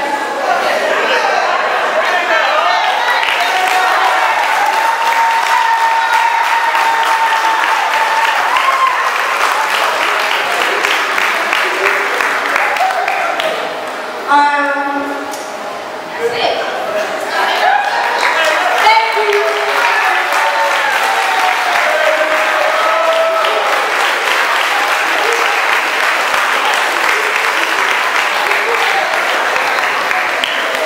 Man, he didn't want to speak. I'm glad he did. He said, listen, that's a black woman. She's everything. Everything to me. You don't want the white. You want the black. That should be a commercial shit. We don't do a straight black bag commercial. It's simple. The black woman is simple. That's my new drink. They ask me something. It's simple. The black woman is simple. Did y'all enjoy that? Let's show our young people some love. That's what we're talking about. We got lectures and everything. So now we're going to have our brother Ashe come back, and he's going to do an award. He's going to do the award. And that brother, not only speaking, we played at the Straight Black Pride in Prospect Park yesterday. That brother played some real volleyball. Give that brother another round of applause. Now, I gotta say one thing. It was men versus women yesterday in a volleyball game at the Straight Black Pride. I'm not gonna say who won, but I'm gonna just say next year, ladies, y'all need to step it up. That's what I'm gonna say. So, I've had the pleasure of meeting, a lot of the elders, Baba Baruti, Professor Jeffries, Professor Smalls, and, I can't even say that it's just that. No one can say that it's just that because we can't even say the same behind a black woman. A black man is a black woman because it's written next to it. Next to the black man is a black woman. And sometimes they even stronger than a black man because to be able to push a black man with all of the strength and all of the, the ego that we have, and a lot of men don't even like to, admit that. But it's just an African way. A lot of men, we are aggressive and things of that nature. So to have someone that can keep that man aligned, straight, and focused, they definitely deserve like lifetime achievement awards. You know what I mean? So I want to say big up to all the mamas out there, all the elders that are out there putting in a lot of work. And we can't say, we know Coretta Scott King. We know all of our leaders, all of our great leaders, they definitely had a compliment. That's what Baba Baruti teaches us about complementarity. Because me personally as a black man, whether I'm a spoken word artist, whether I'm an entrepreneur, businessman, doing whatever I'm trying to do out here, I would never be able to reach my fullest potential unless I reach my compliment, if I made my compliment. Because there's pieces of me that I would never be able to access until I met her, to come with that feminine energy. You know what I mean? It's electricity. It's a positive and it's a negative. If I'm just being who I am, I'm never going to be able to charge up fully. You know what I mean? So I got to say, we definitely got to give a huge respect and much love and gratitude to all of the women, the sisters that are out here.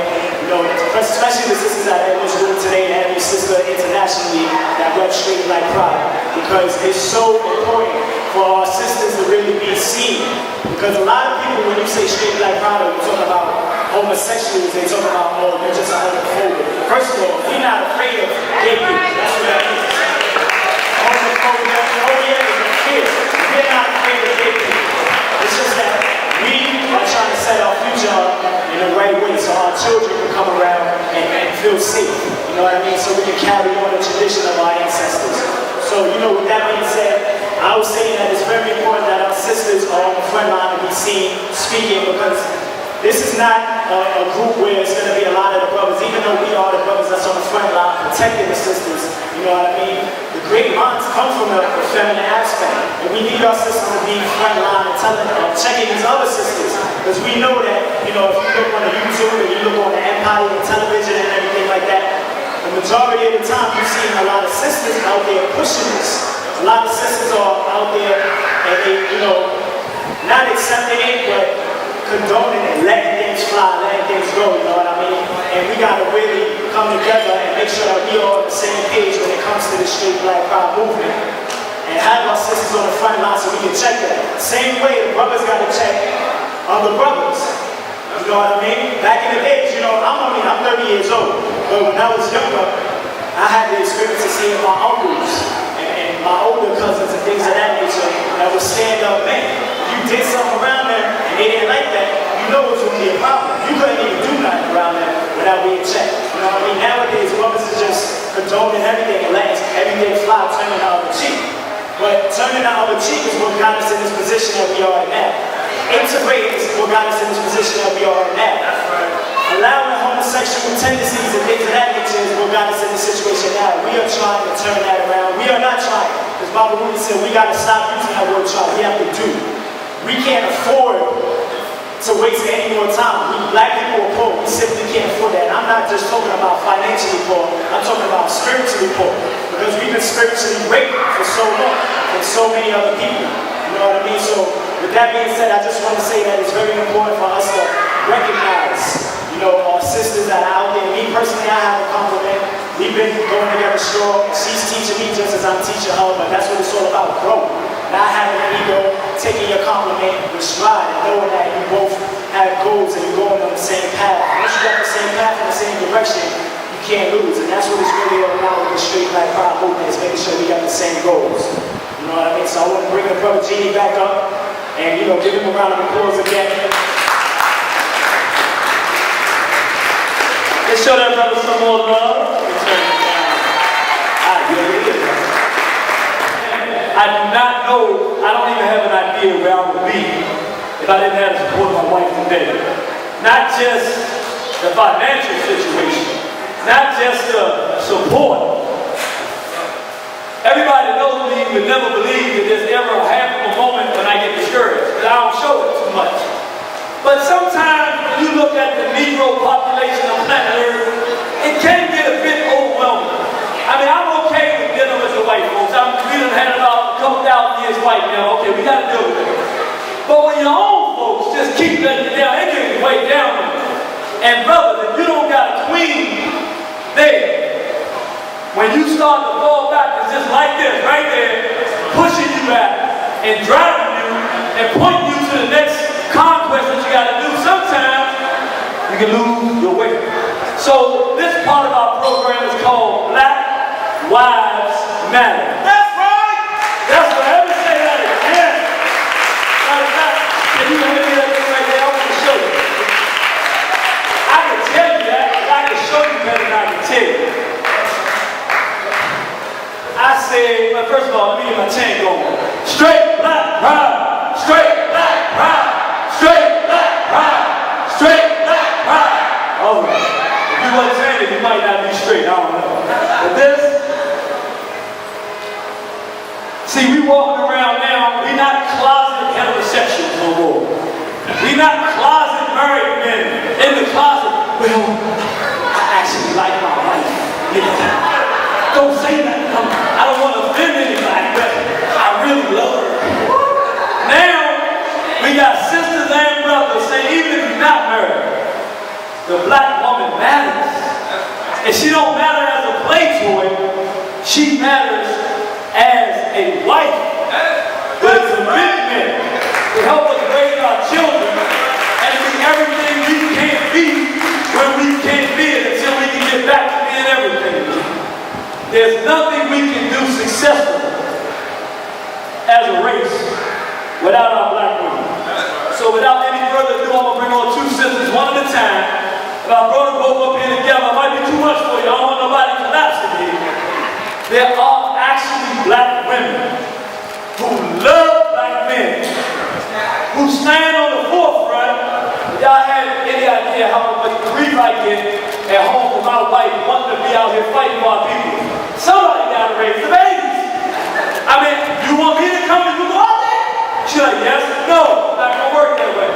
Because those things he was talking about, I can't do none of them. So I'm gonna go fight, and you fight from behind the scenes and keep doing it. So I'm gonna bring up two sisters y'all gonna love and appreciate, and they gonna talk to us about why our beautiful, eternal, and everlasting black wives that we love and commit our lives to, that we will die, but more specifically, with the brothers I roll with, we will kill for them. We gonna die anyway. I mean, the day you was born, the one guarantee you had is one day you're gonna die. So ain't no reason to commit to that because God took care of that for the neighbors. When the Creator made it, that was the guarantee. But what are you willing to say? That this means enough for me that I will split your bliggity head open if you violate or do harm. See, I know there's children, so I can be appropriate with it. And the thing that I think for a black man that's still supposed to get you going, if nothing else will get you going, when you see that black queen need your help, it's supposed to bring the manhood out of you. So brothers, since I'm bringing the queen on, and I want her to feel protected, I want her to feel supported, I want her to feel loved, I need the brothers to stand up, only the brothers, all the black men who will fight, and even those that are killed to protect and defend the African woman, the black woman. Jerry, can you make some noise? I'm bringing over my wife, my friend, my comrade, the woman I married, the black wife that matters to me, Sister Never Talk.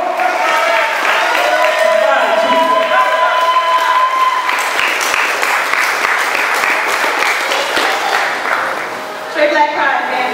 Straight Black Pride. Only beautiful black people in here to breathe on it.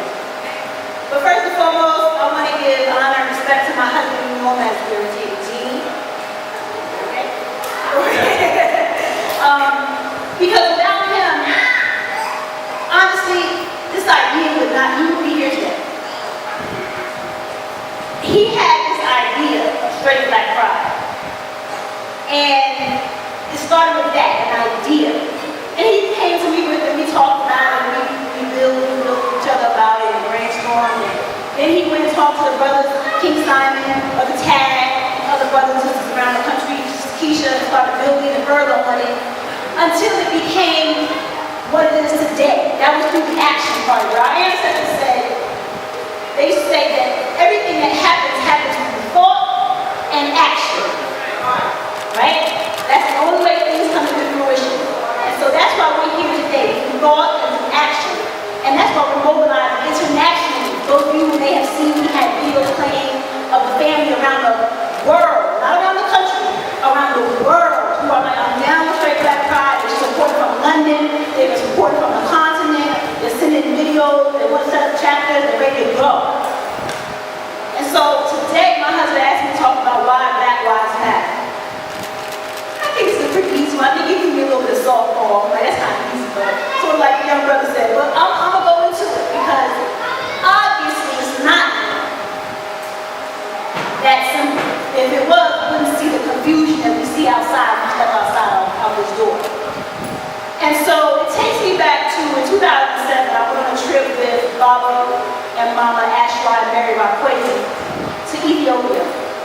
And many of you may know of their trip, their more famous trip. They go to Kemetic every year, they've been going for 30 years, but they also do a trip every year to Ethiopia.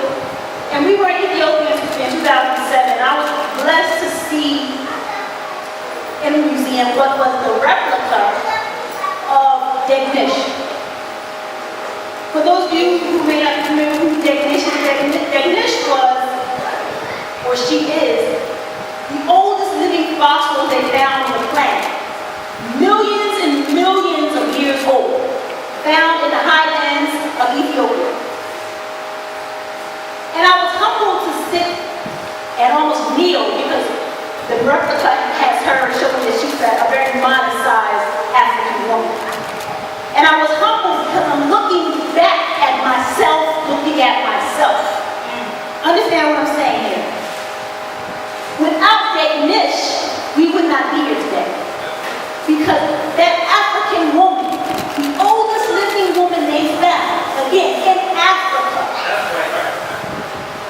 united with an African man and multiplied.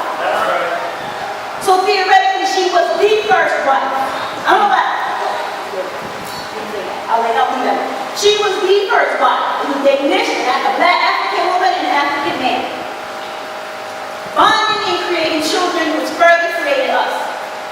That's how we're here. That's how we're standing here. Without the ignition, we would not exist. And so, it reminds me about support. And that's why it's how we support each other. Because it takes support to create a nation, to build a nation. When we look back at ancient Kemetic, thousands of years ago, we can look back and we can see that the queen supported their husband. When they had to go in the battle, the fighting rights for thousands of years. Didn't they have ever since they came out of the hills and gates of Europe, the fighting? That's right. So, there were queens who stood by their husband and went into battle, fighting at their side. When their husbands died, they picked up the sword. I'm not saying this because it's a story. I'm saying because in ancient Kemet they wrote it in stone because they knew we forget. They wrote it in pictorial form because they knew we forget our tongue. But even in coming into modern times, when we look at Queen Taitu in Ethiopia, Queen Taitu, her husband Menelik, they were fighting together to keep the dirty Italians out. So Ethiopia was one of the last bastions on the continent that had not been colonized. And the Europeans had said, hey, Italians, you can have Ethiopia. So the Italians went in arrogantly thinking they were going to take over Ethiopia, not realizing they were in for the battle of their lives, literally. And so Queen Taitu went with her emperor, she was the empress, went into battle with him. She rode horseback by horseback, side by side. She headed up military squadrons of her own and went to war to protect what our ancestors had created.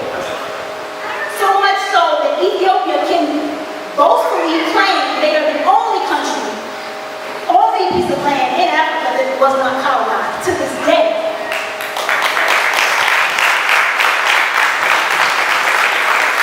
We can go on and we can look at Queen Nzinga, who again, she was a queen of Angola. It was her time to reign. She had seen her mother and her grandmother's mother's mother be queens and have a time to sit on the throne and enjoy the wonderful people and everything, the glories of their empire. But she had to come down off her throne because again, the dirty Portuguese were coming in. And we want to take this land. And she had to galvanize her people. We have to fight. These are black queens and black wives who stood up and said, I'll fight with my husband. Even if he dies, I stand for him. We look at Nat Turner. We honor Nat Turner. Just this past Friday was the anniversary of the Nat Turner Revolution that occurred in Southampton County, Virginia. And many of us are familiar with the name Nat Turner, but we're not familiar with Cherry Turner. And Cherry Turner was his wife. And let me just backtrack for one moment because we talked a little bit about ancient times, but we have to stop. Baba Baruti, who we also honor today, Baba Baruti teaches us in his book Kebuka. And if you don't have Kebuka, I really implore everybody to go home, on the internet, go to copenhouse.com. You can come and see me and I'll give you the website, you can write it down, and you purchase Kebuka. It is an outline. I don't know what to call it. It's a book, but I feel like saying the book doesn't give it enough justice. But he's telling us about the Ma'afa. Not our Holocaust, our Holocaust. Because we were dragged through literally physical hell on earth. In the book, you're going on a journey. And you're in the village with your family, and all of a sudden you're taken. And you're marched on a path. The path from the village, from the interior portion of Africa to the coastlines, where they had the ships waiting for us, that path was called the Coffin Line. And on the Coffin Line, the whites, they're very arrogant, they like to take notes of everything. They study everything, and they write it down. In their journals, they talked about how when they shackled us, they would shackle in our feet, our hands, our necks sometimes, and people would just die on the Coffin Lines. Just blood, this was a horrific sight. Horrific sight.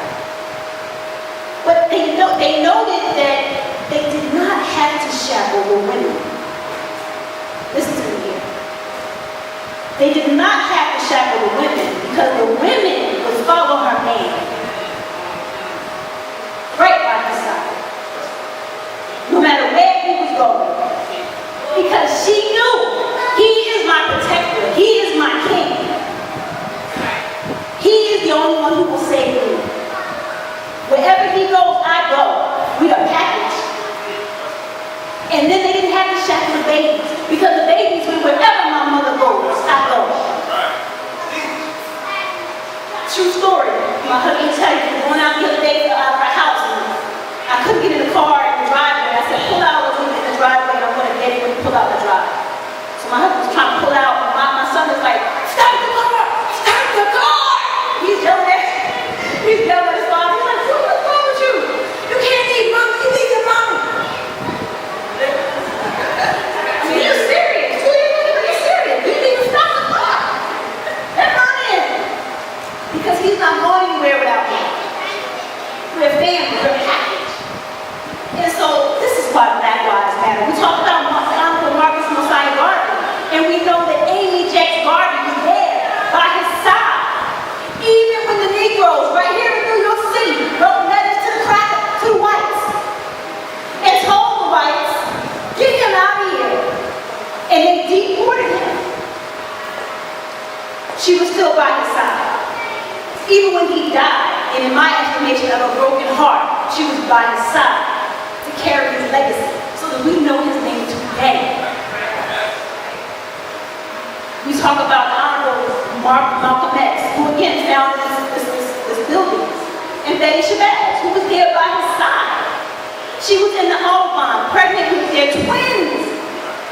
Their twins, children, the fifth and sixth child, when he was shot down in front of her.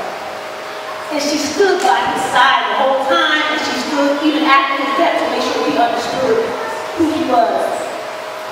And I want to wrap up right now by saying, I want to do one thing. I want to engage the audience here to get you to understand about Black Lives Matter. I want all the black men in the room who have black wives. You're married, you have a black wife, please stand. Please.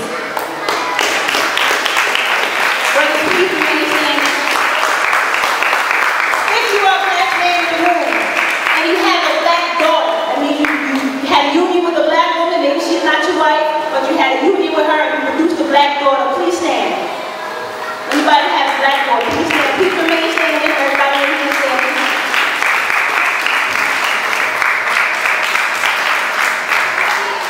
If you're a black man and you have a black sister, a biological black sister, who you have the same mother, same black father, please stand. Anybody black man, you have a biological black sister, please stand.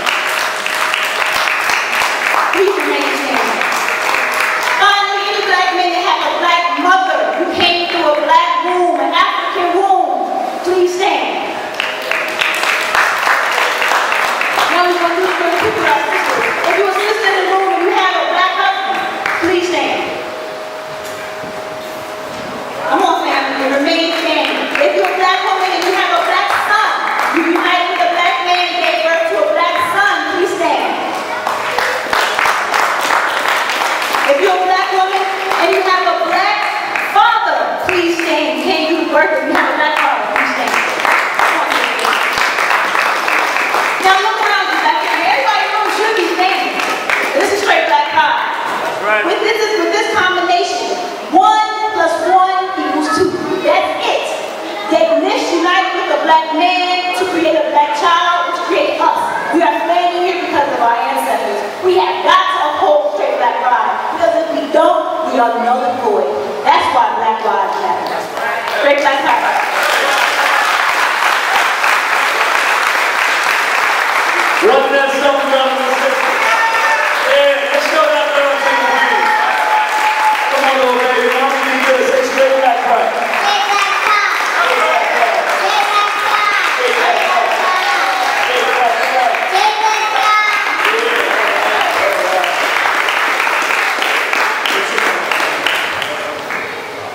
All right. That's all we needed, but that ain't all we got. I ain't even gonna do a whole bunch of and guaranteed to knock your socks off without any further ado. Stand up for my sister Keisha, New York's own.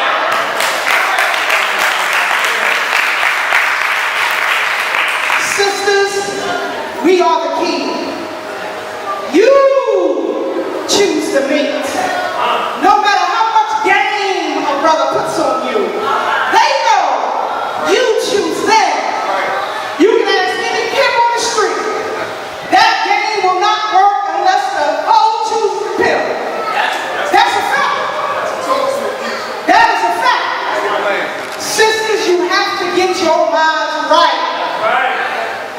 Let me tell you something. Some of y'all met my husband yesterday. And the sister said to me, she said, he's so quiet. He all right? Of course he is. Make a move towards me and see what happens.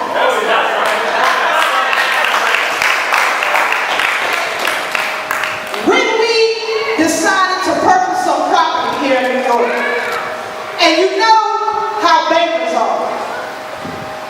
They're running game as if we had not studied this road before we came.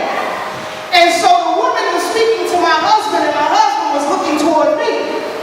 And she knocked on the table as if he wasn't listening. She said, Mr. Forrester. He said, I'm not the name. All decisions go through my queen. Period. So whatever game you running for 4 hours now, she tried to jack up the rate, to give us more money than we needed, and the like. That's not going to happen. Sisters, if you want upright men, you have to be upright women. Brothers are way more sensitive than we are. Believe that. I have a son, 26 years old. They are way more sensitive than we are. Don't fool with their hearts. Don't fool with their minds. You can bring the worst of the lot and uplift and rise him to where he needs to be. The man you met yesterday wasn't the man I met in the beginning. I had to raise him up. When I first spoke with his mother, she said he is a different man. I married a real shotter. Where's Simon at? A real shotter. But I had to make him whole. Make him whole because I wanted a husband for myself. I wanted a man who would help me raise my children correctly. So what works for you may not work for me. We get that twisted, sisters. We look at this big bubble. I have people come to us all the time. Y'all so happy? Y'all just got married. Hell, we've been married 16 years. But it's brand new every day. How do we do that? We know each other well. Before you bring a man into your home, sisters, know him well. It took him 2 years to even know what my mama looked like. I gotta see where this thing going. We are straight, we are black, and we are proud.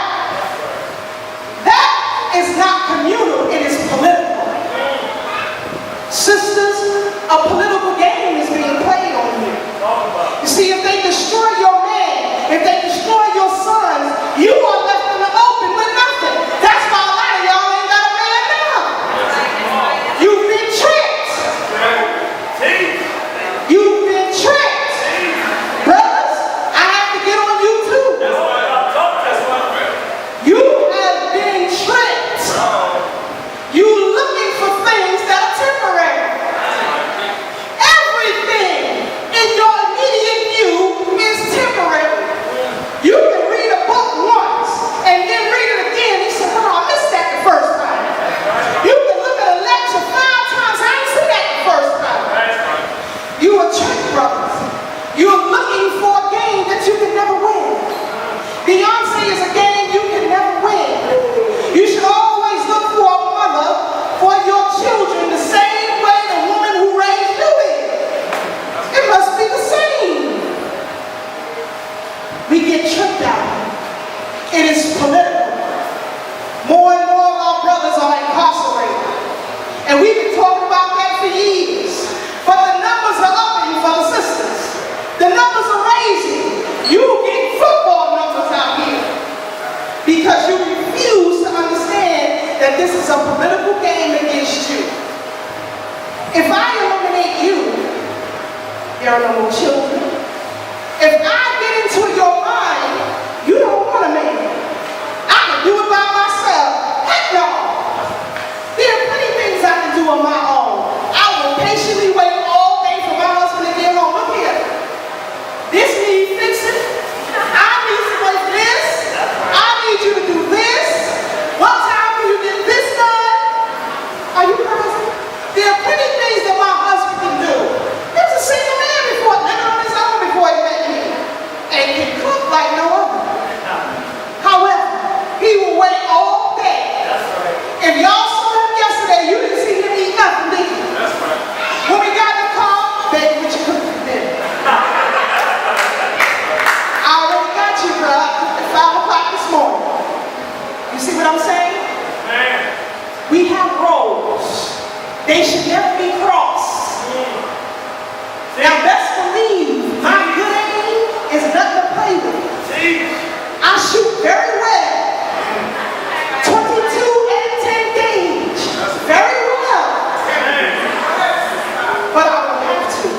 Because you got to go through my king first.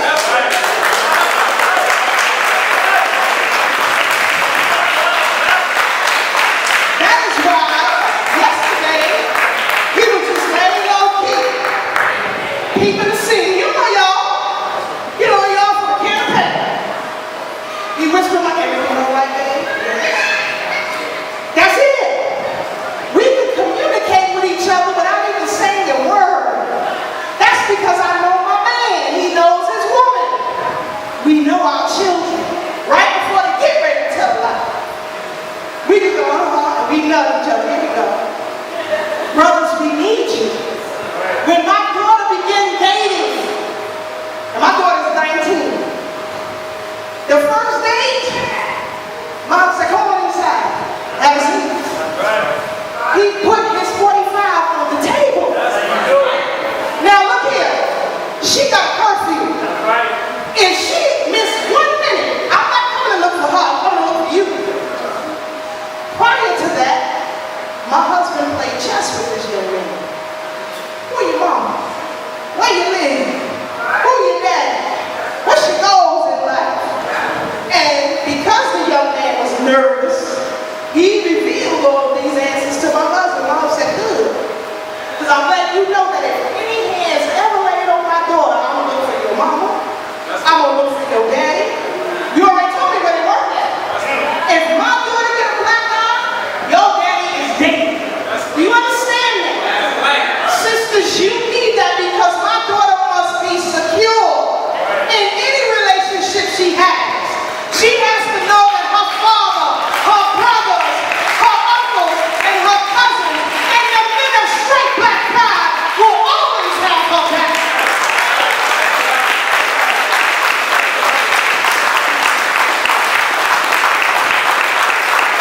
Some of you in here may be looking for a mate, sisters. You need to sit with a council of elder sisters who've had marriage for quite some time and discuss what needs to be done as a wife. It is different from a girlfriend. Do not get it twisted. We play this game out here. We have to be serious because we are losing our babies. I spend a lot of time in these public schools talking to school children. I know what's going on. Homosexuality is running rampant. But we have to fix it. It starts with you. You are the first teacher of your child. These two children who came up and spoke before you, that education came from their mother. You have a serious role to play. Stand firm on your square. I don't have much time, so I'm going to be closing, but I'll let you know that Friday, Brother James Smalls, Professor James Smalls, and myself will expound on rebuilding Saturday. You're right, Saturday the 29th, on rebuilding black families, because we are broken. We are seriously broken. Brothers, you spend too much time playing video games. I have to tell a little bit of truth here. I'm going to hurt some feelings, Talk about it. but I don't care. You can see me outside afterwards. Stop playing them video games. Nothing disgusts me more than a grown man sitting up there for 3, 4, 5, 6, 7, 8, 9 hours. Ping, ping, ping, ping, ping, ping. Sisters, try turning housewives off. Empire ain't that great.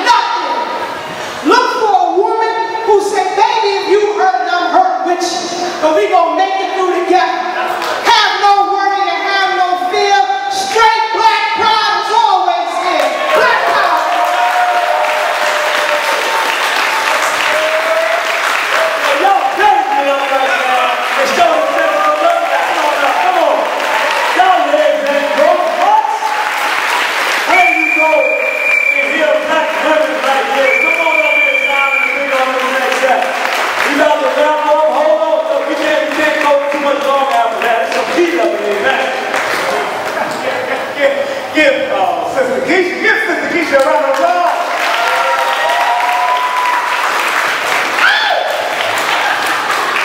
Say it loud, straight black and I'm proud. Come on now.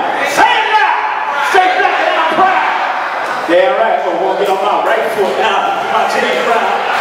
Stop playing. I won't try no split though.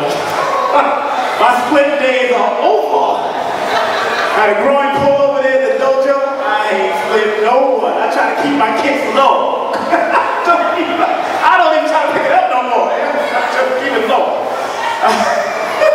I'm still training though. That's how we do it. No respect to the ancestors like Master Moses Powell and Master Ronald Duncan and some of the great ones that I've trained with. And this next sister, she's with that's why I love Queen of Four. Let me know and I'll start the music for you when you're ready, okay? Greetings everyone. It's an honor to be here today. I'm Hashiba. I just wanted to share a little bit about my journey. Before I dance, I actually was reflecting a little bit before, and I was thinking I went from one pride movement to another. Because I used to be a part of the queer community. I was actually doing a lot of activist work here in New York City, going to college, and I was part of a big division between me and my family, actually. And so I kind of felt like I wanted to come here and share and speak on that journey just a little bit because I feel like I had kind of like a unique experience of having been in the queer community, having kind of deviated from myself, my own feminine nature.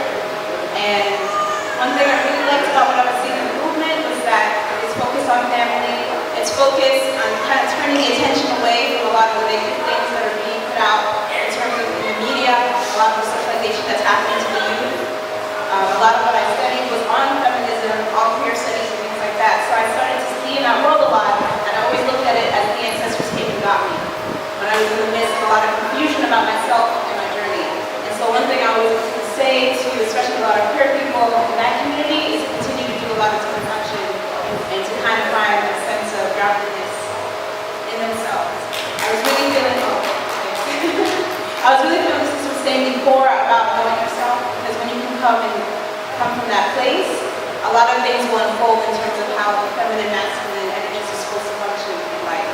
And so I just wanted to share my own journey, having been a lesbian and in the community, and being gender queer and being in those spaces and going through a lot of confusion, kind of coming back to myself and my groundedness.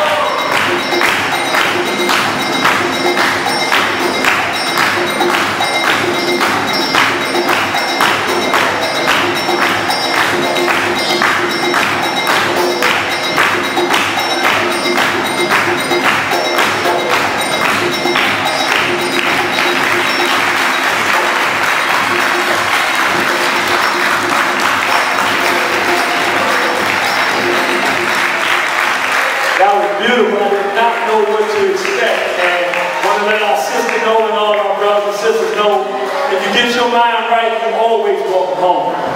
And we go way, all of us, I know me. I done done stuff that people I feel bad about, but you know what? We get our minds right and we know that we, y'all don't sound like y'all know it's coming.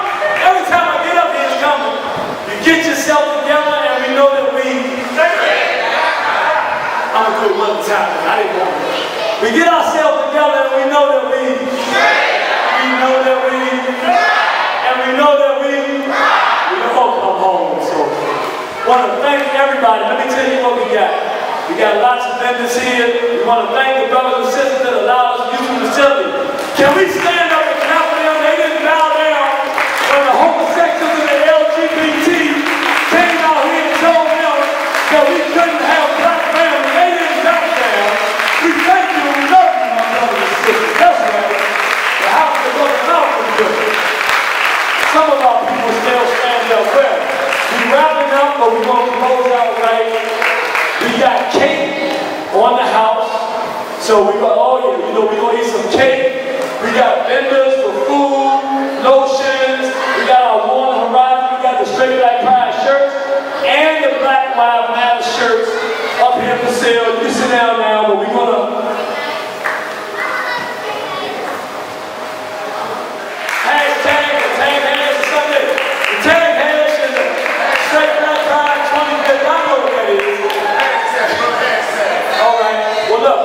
y'all done heard enough of this. Let me ask you, did y'all enjoy this evening? Yes, sir. Are you excited about what we're going to do? I'm only going to take a few minutes because I want you to hear the vision. And then we're going to close out with my brother doing a Donny Hathaway favorite, Someday We'll All Be Free. Y'all will be all right with that? All right. Now, I just want you to see where Straight Black Pride is going. Straight Black Pride is not an organization. It is a movement. It belongs to every straight, black, and proud person on this planet. We have chapters that are in D.C. now and in New York, and we have chapters that we're going to have in Atlanta. Could our Atlanta family stand up? We start our Straight Black Pride chapter. I said it, Atlanta is gay Atlanta. Gay Atlanta is going to become straight Atlanta. Straight Black Pride movement.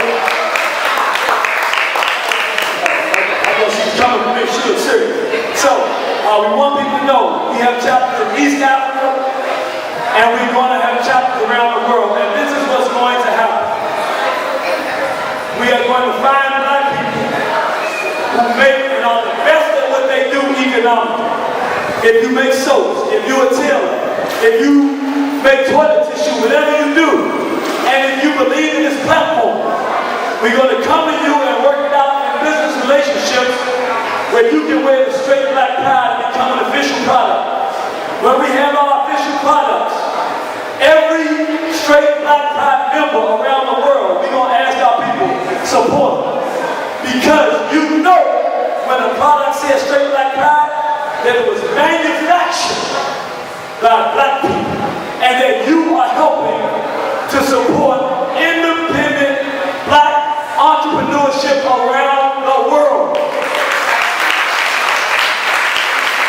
Once we get products where our people want them, then the next step, every community where black people live, where others have businesses, we're going to slowly start putting our businesses in, and those businesses are going to start going in. Everywhere we have a chapter. We are going to build a school that is a safe space where you can bring your child, where they will not be indoctrinated or assaulted by homosexuality, pedophilia, bestiality, and the rest. And they will learn to love their black selves, to be entrepreneurs, and to be decent Africans anywhere in the world. Also, all of our chapters are going to have at least a garden. We want farms, but if we're in a place like New York where people may not have a lot of land, but some people have backyards, every chapter is going to be responsible that if you're a straight black pride member anywhere in the world and you come to a city, we say, where's the farm? Where can we see where our people make our own food? That's right. That's right. We will also connect with the black farmers. Since they can't get their food that they make to retail and make any money, which is why they're going out of business, because all the middle guys in the middle, the small hats, are stealing all the money. We are going, we got to have numbers. When we have our group set up, we're going directly to the farmers, cutting out the middleman with our own trucks, brothers that got their trucks. Come on, here's the route. You go from here to here to here, and every straight black crowd community will be feeding ourselves. Are y'all hearing me? This is where this is going. And lastly, the part I think is so beautiful. Over the last 100 years, since the Garvey movement, we haven't had one movement that connects and bridges the gap between black people in America and the islands and the Caribbean and South America. We don't have anything we see eye to eye on. Now, we do, in identity. And now, when we have a straight black pride chapter in Belize, in Kenya, in Ghana, in DC, in Las Vegas, wherever there's straight black and brown people that are working together, there should be no place in the next 5 years that you go on this planet where you can't get off a plane and say, where my folks at? Where's my chapter at? Where are my people? Where can I drop my children off where they are going to be safe from the ills of this world? So I want you to see we didn't just come in to make friends and laugh and smile, even though we did that this weekend. This is about black, African, 21st century survival. We are going to take the African continent back. That's going to be the motherland. And everywhere that there are large numbers of black people on the planet, we're going to be the settlers. An international nation of straight, black, and proud people. So what I want to do now at the end of it, we're going to bring our brother up. We're going to say it 10 times. And the first time, we're going to say it kind of low. Because this is how we're going to come straight black pride. We don't just kick the door in. You try to walk up on your stuff. And then we get a little louder. And then when you open your eyes, we in the house now some trouble. We're going to say it 10 times. And each time, we're going to get a little bit louder. Until we at the top on number 10. And the whole world can hear straight black pride. So we start on 2, 3. Straight black pride. Straight black pride. Straight black pride. Straight black pride. Straight black pride. Straight black pride. Straight black pride. Straight black pride. Straight black pride. And we in the house.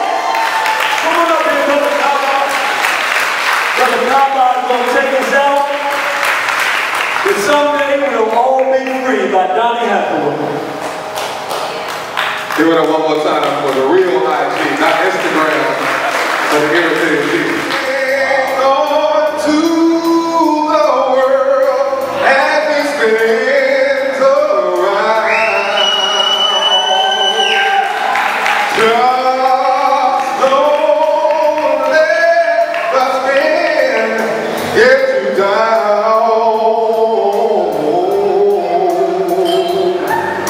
Things are moving fast.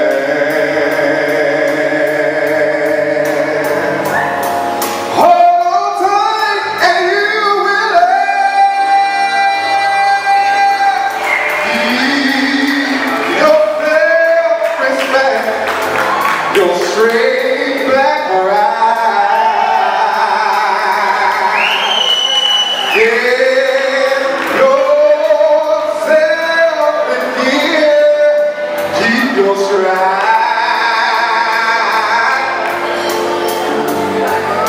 Never mind your fears.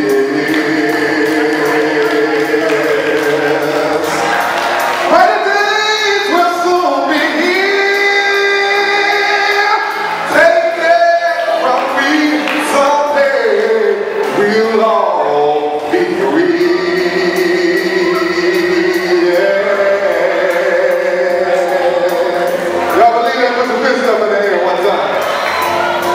It's all about freedom, it's all about justice, it's all about equality. It's all about self-determination. And all movements start small, and then they version from there. They blossom from there. So this is where it's all started, right here in this room. First annual Straight Black Pride Convention International, right here in New York City and Brooklyn, right here in the house in Falcon Hill. This is what it's all about. How come you didn't say that? Facebook, I just noticed that was you. So I gotta get some pictures of some of my people that I'm meeting for the first time, like Brother Jay Black, on the way he is right now.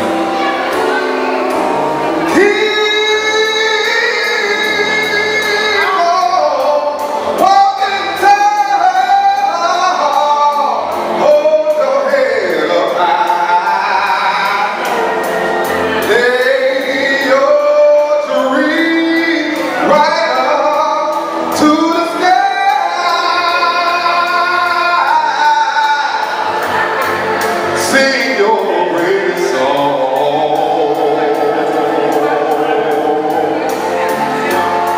And we'll keep going, going on. Take it from me someday. We'll all be free.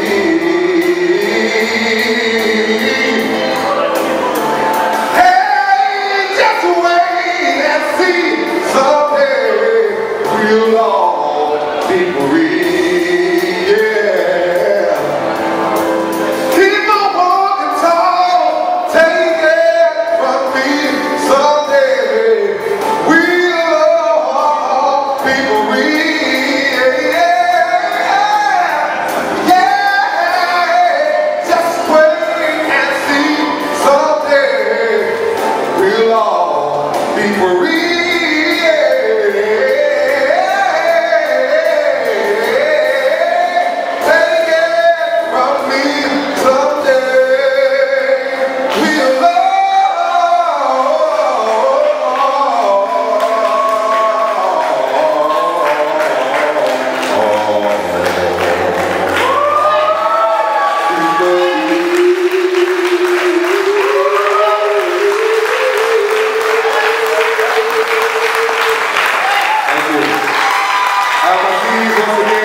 Official bootleg version, $5. That song is on.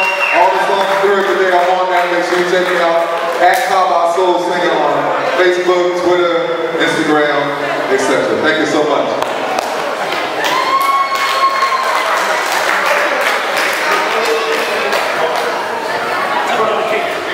Remember, we all got some cake to cut. We're going to cut some cake and enjoy. We got the Straight Black Pride cake and a happy birthday and anniversary cake.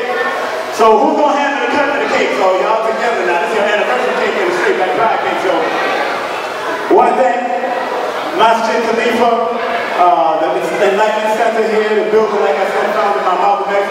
We can still support the vendors as we get ready to pack up and all right, but we want to thank Brother Osman and the security that's here and all the brothers and the Muslims. Give them a round of applause. Put their hands together because Islam is really holding a stronghold and they got these community centers that's allowing us in. That means we of all different communities have to form our own and buy our own and do what we got to do for ourselves. And that's what Professor Smalls and Jeffrey said. After we left that meeting at National Black Theater and they refused us with them, we got to actually buy our own building and do what we got. But in the meantime and in between time, support all of the black-owned venues that will let you in with your events. And that's what I'm going to be doing from now on. I want to thank all of them. I want to thank the children for coming out. I want to thank all of them for coming out. I want to thank all the vendors. I want to thank all of you. Make sure you support some of the vendors. If you can't buy something, get a business card from them. Maybe you can support them next time. I want to thank all of y'all for coming out. Get home safely. So make sure, all right? Everybody will take to the cake. You come up and take pictures before we cut it up. And just FYI, it's not vegan cake, but it is from a local bakery here, right here in Brooklyn. All right now, you hear what we say? Don't forget to take a picture of the cake if you can. Take a picture of the cake. Thank you very much. Support the vendors before you leave. Walk around, walk around. I want to thank you, thank you, Brother Jack, Conwell. I want to thank Brother Conwell. I want to thank all of the families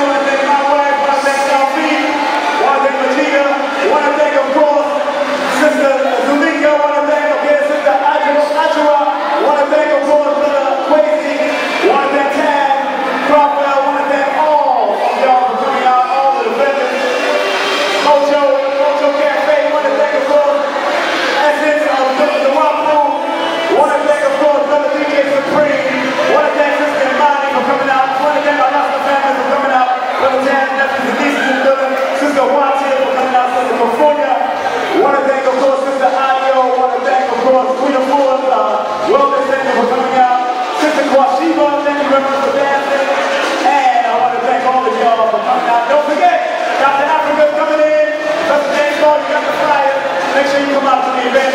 We do have the tickets for you. Have a great day, afternoon, and evening. Okay? Shalom.